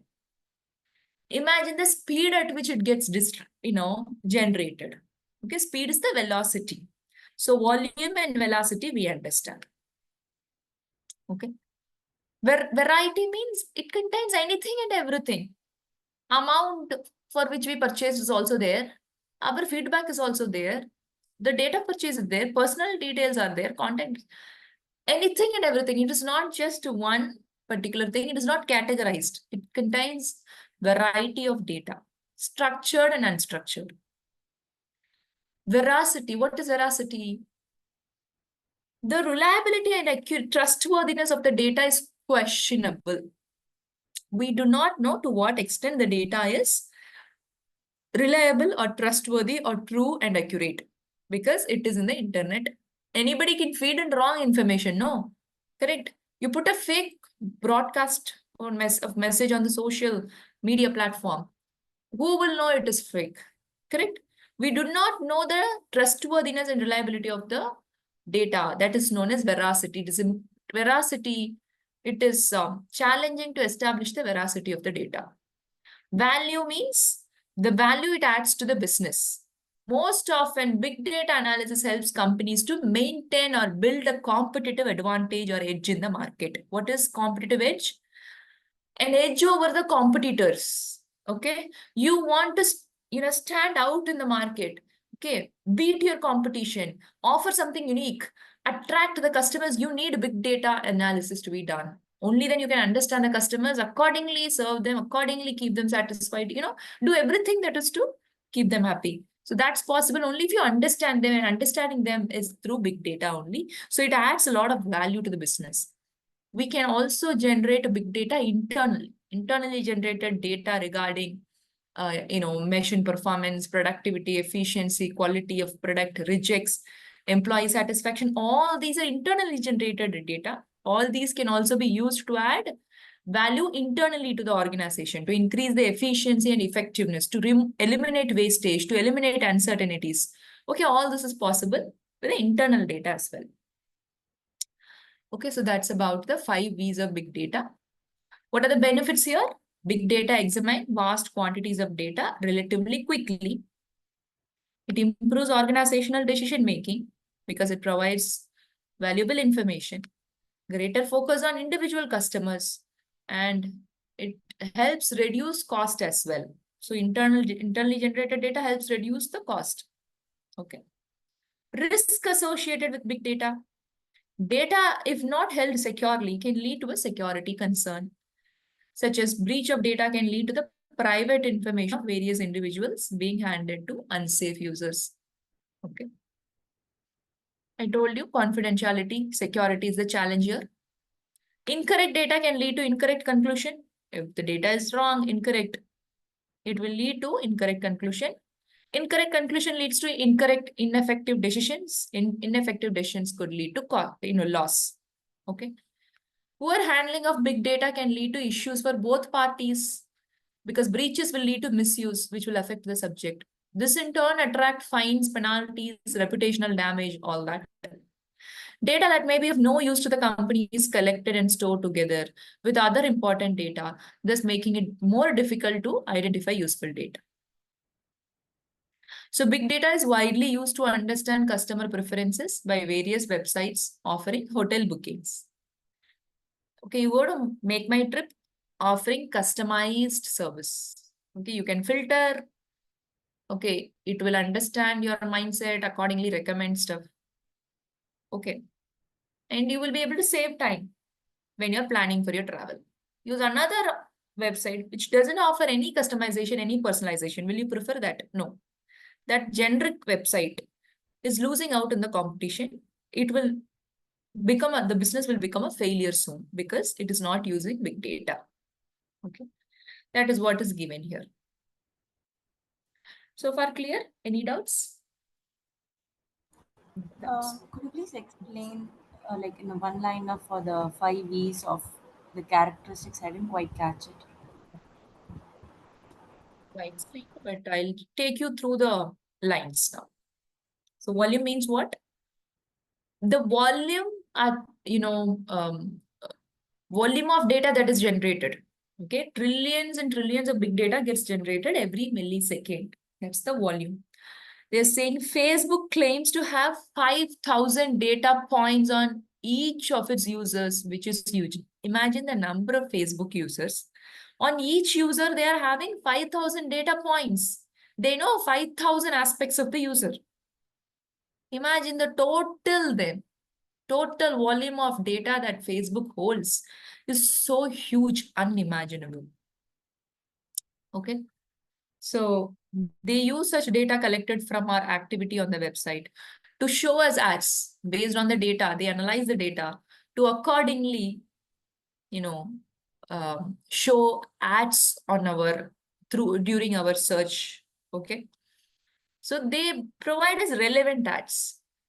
On Instagram, you liked certain kind of post the previous day. Next day, when you're using Facebook, you are getting ads related to that product that you liked. How is it possible? Big data, correct? So that is what is mentioned here. Variety refers to the range of the data that's generated. Okay. Variety means it includes anything and everything. So it is not just only financial data, it includes non-financial data. Only data financial nature is not helpful. Operational data such as efficiency of machines, of employees, time taken to produce, customer choices, all these form a larger part of big data. Okay, it's not just one type of data, it includes all types of data. Facebook has access to the user's private information. It has access to photos, it has access to videos, and in some instances, even chats. So that is variety. Photos, videos, chats, in private information, everything forms variety, adds variety to the big data. Some are structured, some are unstructured. For example, audio, video, images, can you structure them? It is an unstructured format. You cannot put it in a table to analyze, correct? It is unstructured data. Whereas date, amounts, items purchased, name of the person, age, location, contact details. These are all structured. You can give them a structure. Okay. Velocity refers to the speed of the data. As I told you, trillions and trillions of data gets generated every millisecond. That's the speed. So data needs to be converted into information, and the quicker, the better, as the information received late will not help in decision making. So too much volume and variety lead to decreased velocity. Okay. So generation velocity at the generation time is very high, but velocity, the speed during processing decreases because to process the big data, it takes time because it contains large volume and variety. As more data needs to be processed because before it can be turned into useful information. Companies such as Facebook invest heavily in the development of software that can sort data quickly. Okay. Veracity. Veracity refers to the reliability and trustworthiness of the data. It involves assessing the quality of the data, including the accuracy, consistency, credibility. We've gathered the big data, but is it trustworthy? It is accurate. Is it reliable? Is it true? Or does it contain any fake news, fake data, or faulty data. We have to establish that. That means we have to cross-reference, cross-verify, analyze, check the calculations or check for the reliability. All that is veracity. Okay. So in big data, information can come from various sources and may exhibit varying levels of quality. Veracity challenges arise when dealing with data that is incomplete, inconsistent, or potentially unreliable. So veracity is the risk or challenge here. Okay. So poor quality data can lead to incorrect analysis and flawed decision making. Therefore, ensuring data veracity is crucial for maintaining the integrity of analytical processes and obtaining trustworthy insights. Then value. Value represents the end goal of big data initiatives. The end value, okay, that it generates is the value. It emphasizes the extraction of meaningful insights and actionable information from the vast data sets. From the vast amount of data, you derive meaningful insights and actionable information that can be put into action. So that is the value that it generates. Primary objective of handling big data is to derive value that contributes to informed decision making, improved processes, and strategic business outcomes. Organizations invest in big data analytics to uncover patterns, trends, and correlations that can drive innovation. Okay. So by analyzing the data, identifying the trend, the pattern, and the correlation between variables, between various factors, organizations will be able to come up with, innovative ideas. They will be able to come up with ideas to enhance the efficiency and to build a competitive edge in the market. So these are the values derived from big data. Okay. Clear, Hamni? Yes, it's clear. Yes, it's clear now. Okay. Good. So we're moving to report writing. It will not consume much time, another few pages. Okay, so before we move to report writing, we'll take a quick break for 6 minutes. Okay, time is 3:54. We'll get back by 4.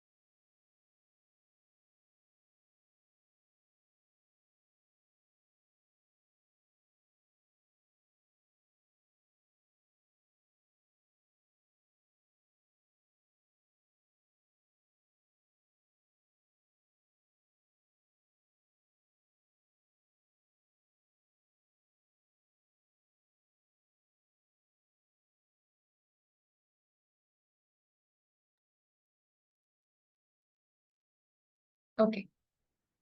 Shall we continue? Is everyone back from break? Yes, ma'am. All right.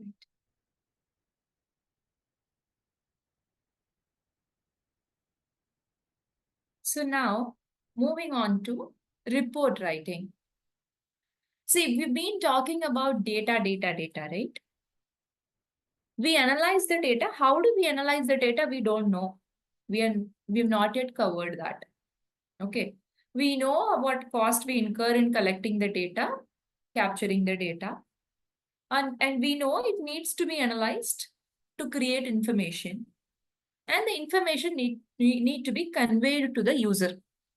The user of the information would be the board of directors or departmental manager, or it could be an outsider, finance provider. Finance provider needs information about how the business is doing, so that he can make a decision whether to invest in the business or not, whether to provide a loan or not. So whatever information we generate, it is oriented towards certain users. And when we are, conveying this information to them, communicating this to them, it needs to be in a proper, it needs to be conveyed in a proper manner. Okay. Preferably through a report. Okay. So we are going to understand how do we write reports. Report writing is a very important skill that we as management accountants or finance professionals need to have. Okay. So how can you write a good report? A good report should have, first of all, you start with a proper template. What should be the template for your report? What are the colors are you going to use for your template? You can mix two colors, yellow and gray goes well. Okay. Or you can use white and red goes well. Gray and red goes well. So decide on the color coding, decide on the template. Okay, create your cover page, the cover page design. Then each and every page, what should be the header, footer? Are you going to insert the logo or something on every page? Where should be the page number? What should be the heading format? Okay, subheading formatting. Create a template first of all. Okay. Once you've created the template, create a table of content. What is table of content? Like we see in the book. This book itself is a report. What color coding they have used? Purple. Correct? The purple is what they have used. And this is a header and footer. They don't have anything on the footer. For every heading, main heading, they're underlined. Okay, there's an underline. Okay. So this is basically a report. This book is a report. And you go to the table of contents. The entire report is structured based on the table of content. It is the important thing to be fixed first. What should be the table of content? It should essentially have an executive summary. What is executive summary? It should start with an executive summary, meaning summary of the entire report in a 2 to 3 page length. Okay. Why? It is called executive summary because executives, board of directors, who are the executives of the company, do not have time to read the 200-page report that we are giving them. They have only few minutes in hand. So they would want to know the gist of it. They would only focus on the executive summary. When they read the executive summary, if they want further details, they would navigate to the table of content to see which is the relevant section to understand the details, to get the details. That's it. They're not going to read the 200-page report. Okay. So we have to compulsorily have an executive summary with the high-level summary of the entire report. Then each and every section of the report. Okay. And towards the end, probably a conclusion of the entire report. Okay. After analyzing what is your stance? What is your opinion? Provide a conclusion or a recommendation. Attach all your references, sources. Okay. So whatever sources you have used for the facts, highlighted in the report, give sources for the various facts and figures. Okay, any detailed breakdown of figures, give it as an attachment in the appendix. Okay, so this is how you need to write a report. And wherever required, please insert visual representations like graphs, charts. bar charts, pie charts, tables. With tables means it has to have, row headings, column headings, table number, table name, a proper formatting of the table, okay, alignment of the table. So everything should be there in a report. That's what they are saying in this particular chapter. Okay. So I'll see if I can pick up some reports from my previous work. Just give me a minute.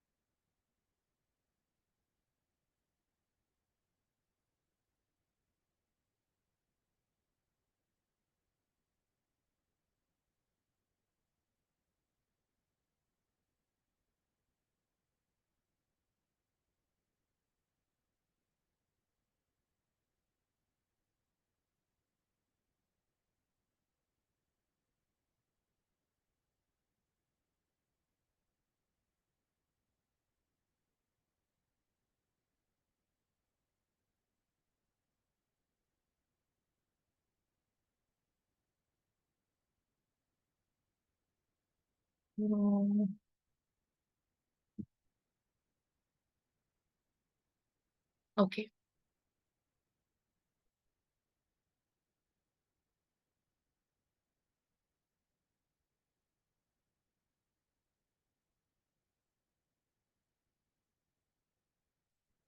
Let's take a look at this report. Okay. Not supposed to show it, so I'll just pause the recording. We'll resume the recording. Yes. So, accountants rely on reports for various business proceedings, and hence report writing is a key tool that a management accountant must have. So, report must be well planned, it should be structured, it should be written in an appropriate style and reviewed before being used. Any facts used must be checked and sourced. Okay, checked and sourced means what? You should give a source for the fact, whatever facts you're using. Any calculations must be correct and general formatting must be clear. How do we prepare a report? How do we write a report? First, we need to prepare to write the report. We need to collect the data. We need to know what we need to do. First, see, you should know what is the output. Okay, what are the outputs that you need to, accomplish. Okay, so decide the output. Accordingly, back work. Okay, if this is what you need, then accordingly decide the inputs, accordingly process like that. So prepare what you want, then plan properly, set timelines, then start writing. First, write in a rough manner. We don't write, create sentences in a very, refined manner from the start. No, we simply put in everything, dump everything inside the report in a rough manner. Once everything has gone into the report, all the data information that is required, once it has gone into the report, then we start fine-tuning it, rewording it, structuring it and all that. Okay. So plan, write, and then once you have written it, do a proofread for English and grammar check, do a complete review. Okay, 1 or 2 or 3 review should be done in order to check for the accuracy and completeness. And review should be done by somebody else. Okay, not the report writer. So these are the steps that goes into it. Then structure of an ordinary report. An ordinary report has a title. It should have an introduction. okay, as to what the report is all about, how the information has been acquired, how they have drafted the process, everything they will tell in the introduction. Then the analysis, whatever analysis they've done, then the conclusion, and then some attachments in the appendices. This is an ordinary report. And throughout the report, we can use tables, graphs, and charts. Now, tables should have a row and column heading, table title, table numbering. Every table should be numbered 1, 2, 3, 4, 5, 6, like that. Then graphs and charts, we have many types of graphs and charts. Bar chart, there is bar chart. Very simple. By looking at the length of the bar, we can easily compare with the, with the naked eye, we can easily compare which quarter has performed well, which quarter has underperformed. This is sales revenue by quarter, okay, in $1 million. So this is the use of simple bar chart where only one variable is illustrated. Only sales revenue is illustrated. Okay. Then line graphs. What are line graphs? Sorry. Next is component bar chart. What a component bar chart? In every bar, we have a component. See, car sales for the month of January 2019 in millions. Okay. So here, every component, the darker one indicates sedan sales, then hatchback, then SUV. Okay. The total sales in Asia is somewhere between 8 to 10 million, about 9 million approx. Whereas in Europe, it is a little above 9 million. North America also, it's about 8.5 million or so. And Australia has performed very well. It's about 12 million. We understand the geography-wise sales, and we also can understand how much is a component-wise revenue. Sedan, how much in Asia? Hatchback, how many hatchback has been sold? What's the revenue from selling SUVs in Asia? So all that we can get from component bar chart. Component bar chart, where more than one variable is indicated. Sales only, but the sub classification or sub segment of sales is indicated. Okay. What is percentage component bar chart? Where each bar is equal or of equal height. See, everything represents 100%. So out of Asia's total sales, how much is contributed by sedan, how much is contributed by hatchback, what percentage is contributed by SUV. So every component represents 100%. Sorry, every bar represents 100%, but the magnitude of the component bar will differ for every bar. Correct? So this is called percentage component. In component bar chart on the y-axis, you have dollars amount. In percentage component on the y-axis, you have percentage. Okay. So that is the difference. Compound bar chart. What is compound bar chart? It is also known as multiple bar chart. Multiple bars. You have multiple bars. Instead of you representing everything in one single bar, you have separate bars for each geography, for each category, product category. This is called component bar chart. Okay. This is much more easily comparable. You can know in which geography sedan has sold well. Okay. Or in Asia, which product has gone very well? Sedan. Okay. In Europe, it is hatchback. Okay. Where SUV sales is very high? SUV sales is very high in Australia. So, by looking at the multiple bar chart, you can easily compare and derive meaning. Okay. Then line graphs. You have a graph and instead of drawing bars, you plot the data points and draw a line. Okay. Quarter 1, what was the sales? Quarter 2, what was the sales? Just plot it. Join the plots using the line. Now, the line shows how the sales has fluctuated over the 1 year period. Okay. We want to know the trend. What is trend? The long-term pattern. Long-term movement or pattern. That is the trend. This is called the trend line. It shows the long-term movement in sales or fluctuations or,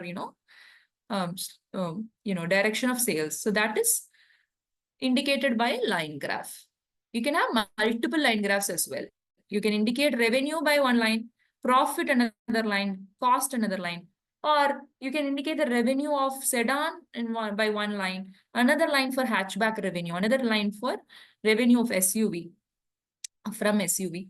So you can have multiple line charts like this. Okay. So we can compare what has gone well and how it has fluctuated and stuff like that. Then comes scatter diagram. What is scatter diagram? It basically, we are plotting all the points, but we are not joining the points.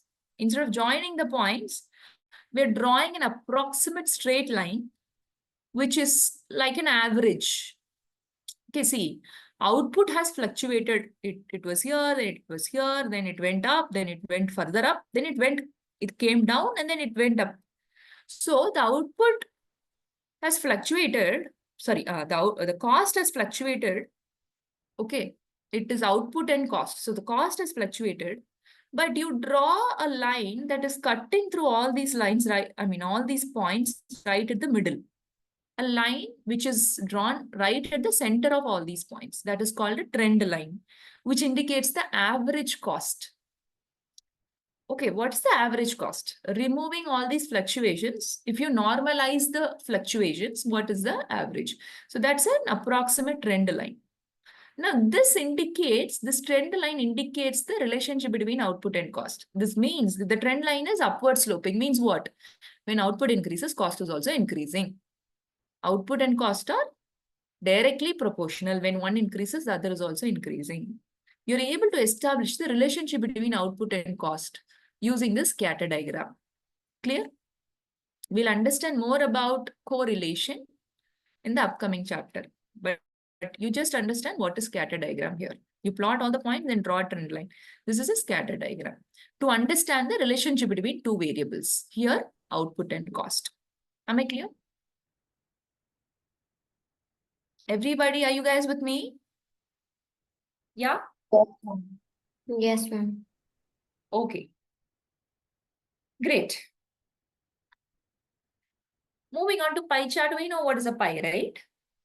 A pie chart indicates a 360-degree circle, correct? Out of the 360-degree, how much is contributed by sedan, how much is contributed by hatchback, and how much by SUV, right? So you can indicate in the form of a pie chart where each pie represents sales of each product. Easily understandable. Okay, visually appealing. Now, can you do this illustration 3 where they're asking what will be the angle of Veggie Delight Pizza in its representation in a pie chart? If you want to, see there is a Pizza Co. which is preparing a pie chart to analyze customer choices in various markets of their offerings. Okay, so cheesy pizza, the revenue is given. Veggie Delight, what's the revenue? Tangy tomato, how special? So revenue for every pizza type is given and the total revenue is given. They're asking what is the angle of Veggie Delight in a pie chart? If you want to manually draw it. How would you calculate? Can you give it a try? Everybody post your answers in the chat box.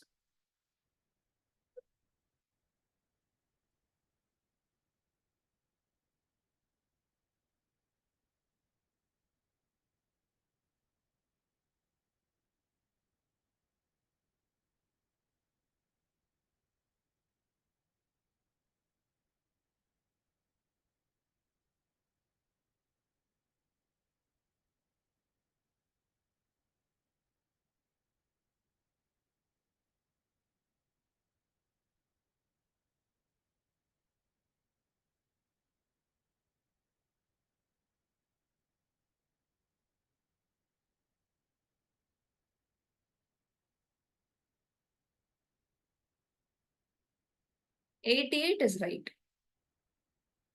Very good, Ria, Dhriti, Abbas. Good. Others? Chavi, good. Sujal, good. Isha, good. Avantika, good. Rachi, good. Karunya, right. Hemni, right. Bushra, right.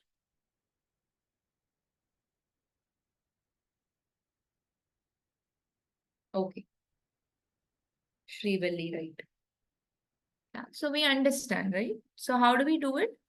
If the total sales is 2.9 million and 2.9 million indicates 360 degree, correct? 360 degree.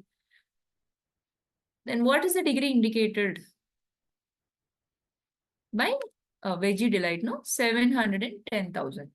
Okay, simply do a cross multiplication. Okay, so if 2.9 million indicates 360 degree. Okay, 7 million indicates 710,000 indicates what? Okay.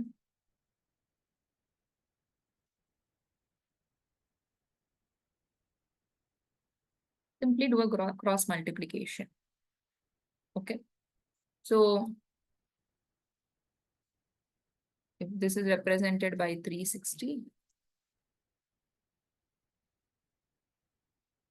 sorry, if 360 represents 290,000, 2.9 million, what is 710,000? Okay, 88.13. Got it? Okay, do a cross multiplication. 710,000 multiplied by 360 upon 2.9 million gives you X. Okay. Excuse me. Now, with that, we're done with this chapter. Okay, you can do all the chapter back questions.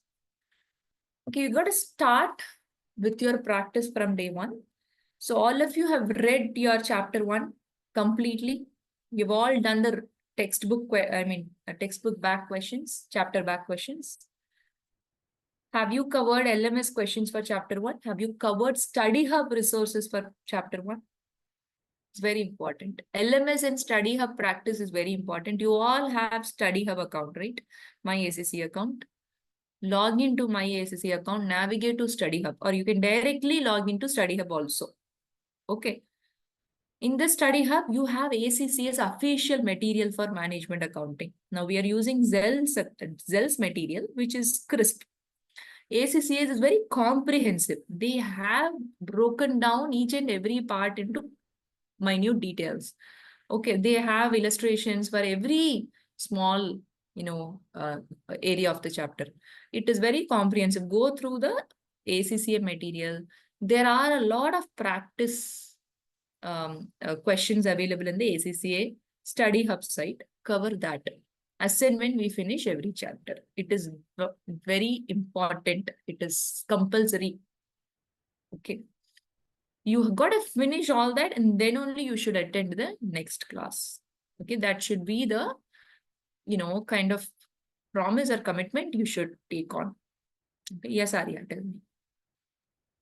Ma'am, I solved the Zell practice hub last day and I have sent you 4 doubts in regard to that.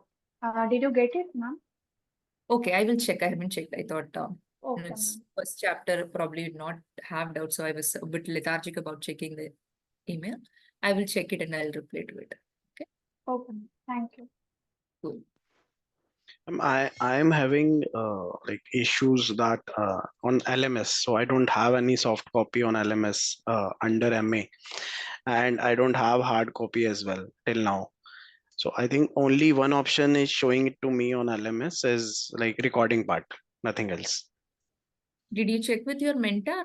Yeah, I have told her, so she will be like, okay, it will take 1 or 2 days, but it's been a week, so I will check it again with her. Yeah, can I you also just email to the CS team of Zell? Because emails are addressed very quickly. So there is a CS email ID, I guess. It will be there on the LMS, I guess. Customer support email. So I just wanted to check here that everyone has all the options under MA course or only 1 or 2 option that I have seeing in my LMS. You all have Even I am facing the same issue. Okay. others? Arya, Ma'am, Janie. I mailed it to Zell Ma'am, me at too. academics@zelleducation.com, and they have gave the access to study to practice hub. Okay, so you wrote to academics at Zell Education.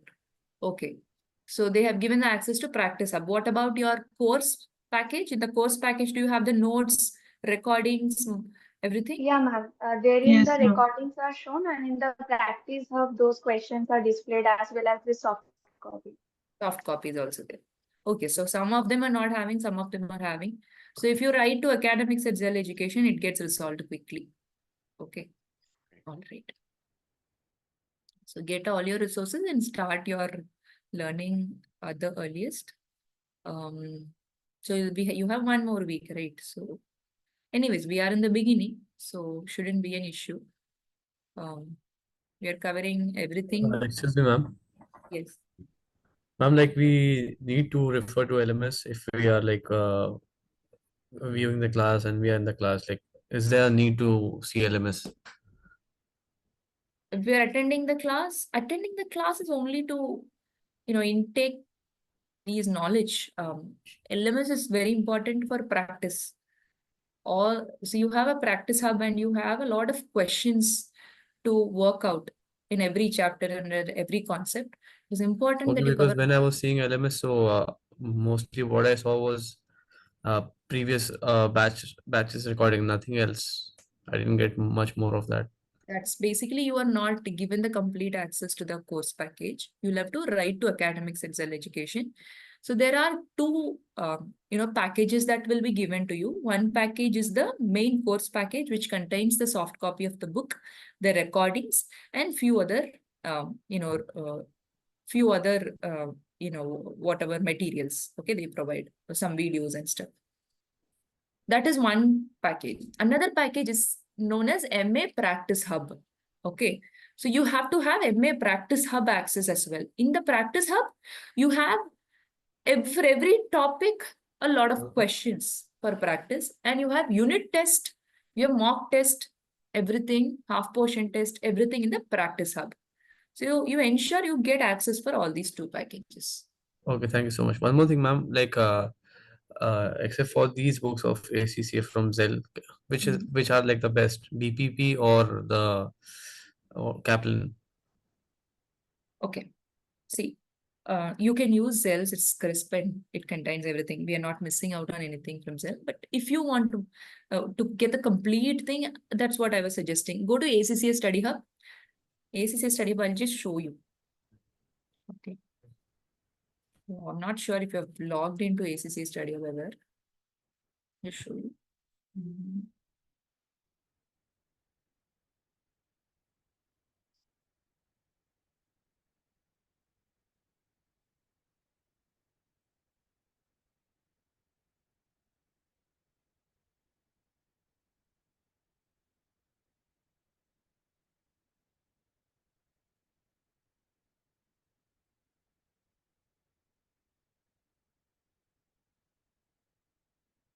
You can log in through Study Hub via MyACCA, or you can log in directly also. I'll log in directly.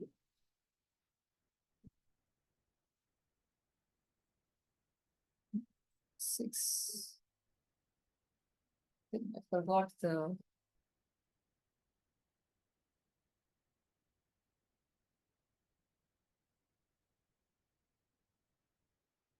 Check.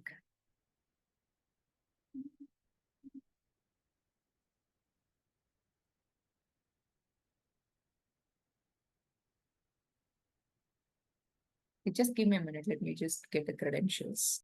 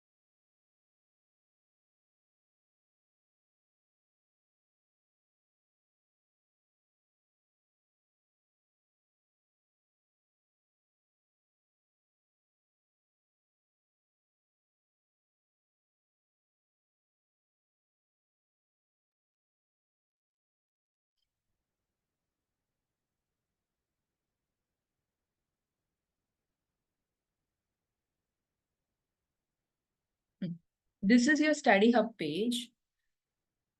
You have a dashboard with all the courses. Okay, you can navigate to management accounting course.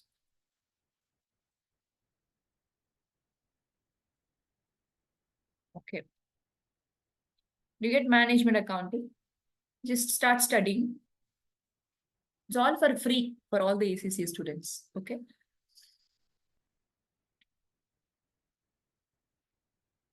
And so you have table of contents. This is the book. Okay.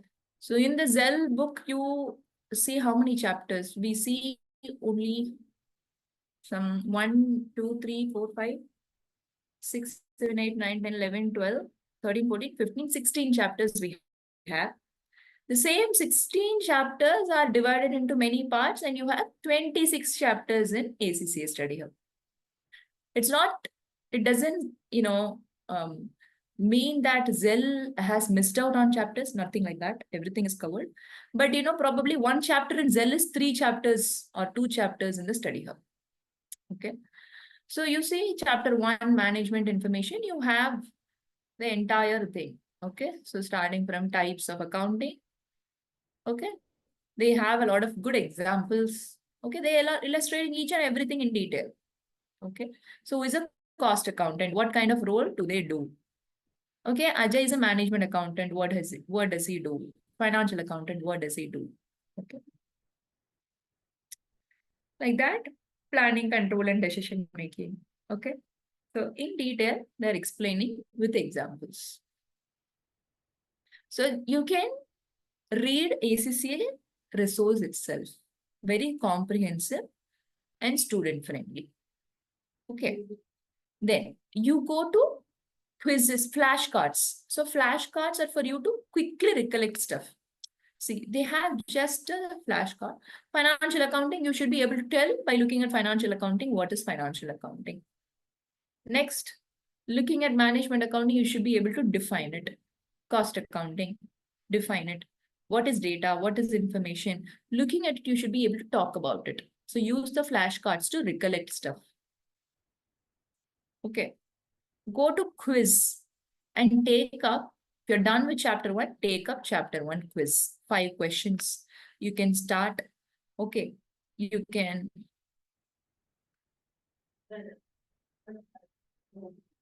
choose the right option. Which 2 of the following relating to management information are correct? Management accountants are only concerned with past financial information. Strategic planning is concerned with the long-term aims of an organization and is usually carried out by senior managers.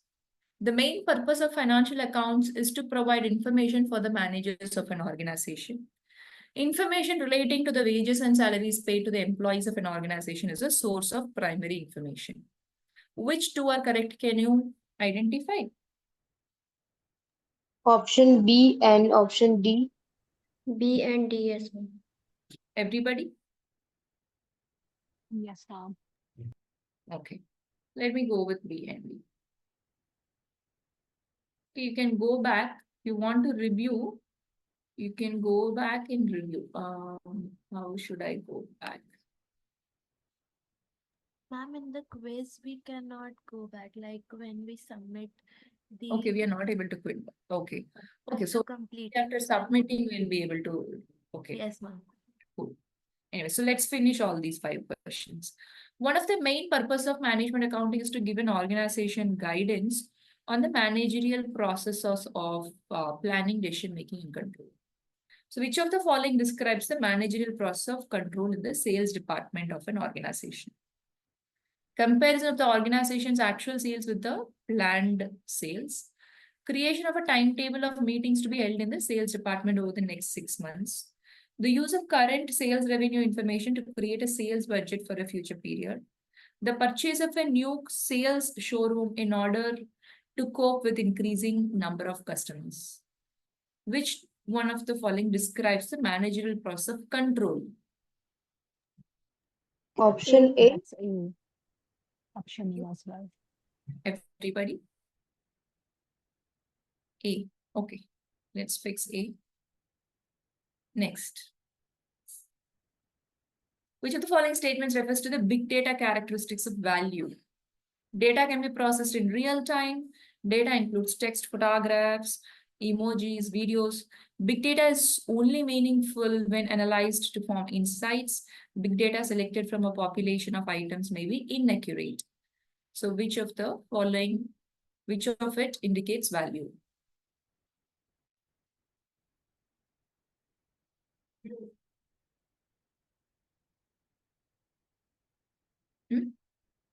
A, B, or C, or D?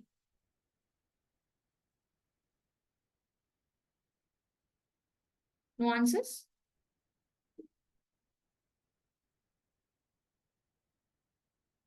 Big data can be processed in real time. It doesn't indicate value, right? It's talking about only processing. Data includes text, photographs, emojis, and videos. It is basically variety. Big data is only meaningful when analyzed to form insights. Okay, probably here they are talking about value because they're talking about insights. Big data selected from a population of items may be inaccurate. This is veracity.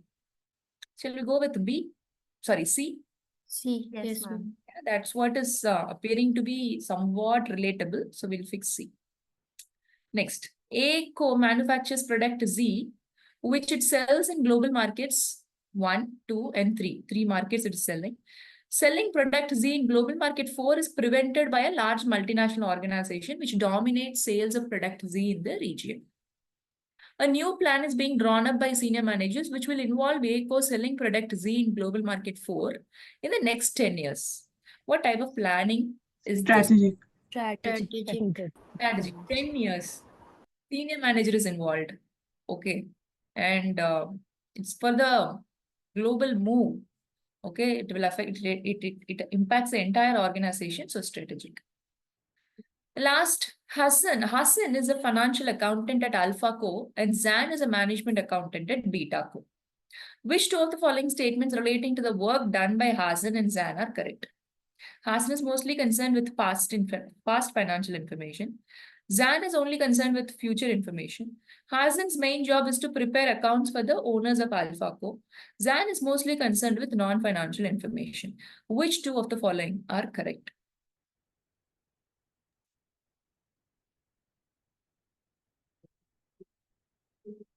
A is definitely one of the answers. Which one? A?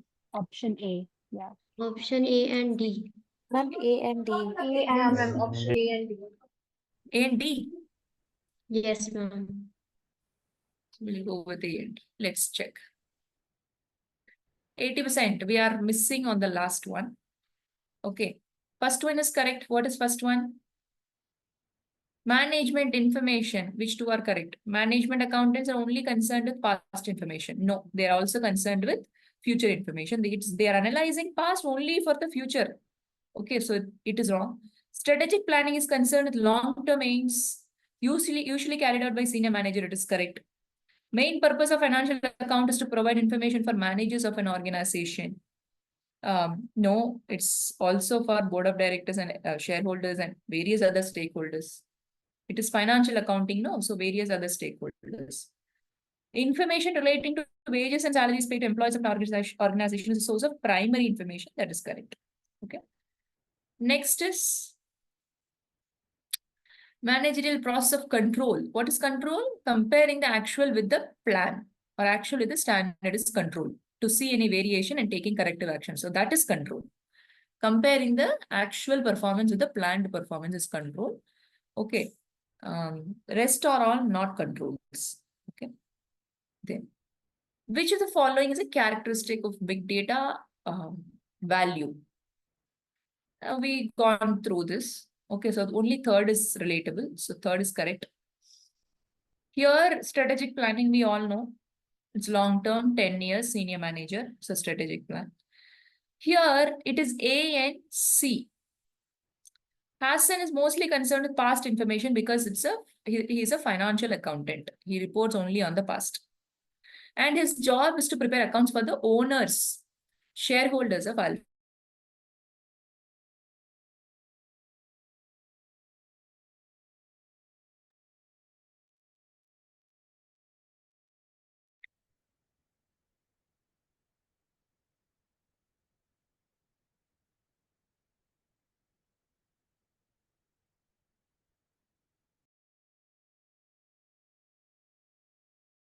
Ma'am, in this question, the question is asking both Hassan and Zain, but the answer A and C, both Since you answers are mentioned that telling about Zenki Hassan. was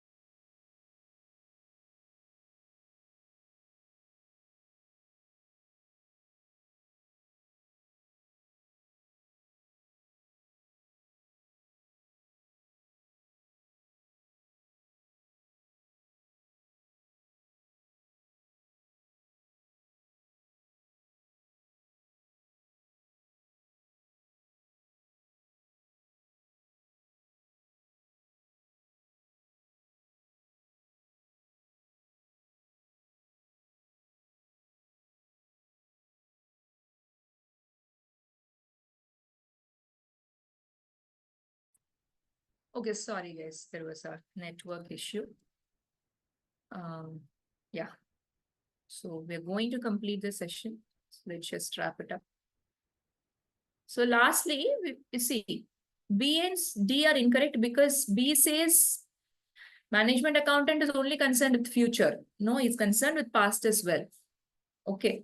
And management account is mostly concerned with only non-financial information. No, equal concern is for financial information as well. Okay. So B and D are incorrect. A and C are correct. Clear? Everybody? Okay. So that is about the study hub introduction. You can use study hub like this. Okay. Now today we have covered sources and analysis of data. Tomorrow we will try and do a little more than one chapter. Okay. So now, what have we done today? We have understood source of data, internal and external. We've understood sources of data as machine, transactional, and human data. We've understood the types of data. We've understood direct and indirect data cost. And then we looked at economic environment, how it impacts revenues and cost of organizations. We understood big data, 5 V's of big data: volume, variety, velocity, veracity, and value. Then we looked at report writing, the various types of graphs, charts, bar chart, component bar chart, percentage component bar chart, multiple bar chart or compound bar chart, okay, pie chart, line graph, multiple line graph, scatter diagram. We understood all this. Okay, so that's basically the summary of today's session. Clear? Any doubts? Any doubts, guys? No, ma'am. No doubts. no, ma'am. All right. Great. So if you have any feedbacks or anything, you can tell me as and when in the class itself. We will accommodate it. You want more practice? Are you fine with explanation? You want more explanation? Anything that you feel, just drop it then and there. Okay, we'll take it into account. Okay. There is a feedback form that comes right after the end of the session. Okay. And it's mandatory to fill that up. Without that, we will not understand whether you're satisfied or not. Okay. So please take a minute to fill that up. Okay. All right. So you can give any remarks, positive or negative or constructive. You can write it in a single statement. You can give your ratings. Okay. Please do not miss it. Please fill it after every session. Okay. All right. Thank you, everybody. See you all tomorrow. Bye-bye. Thank you. Thank you, ma'am. Thank you, ma'am.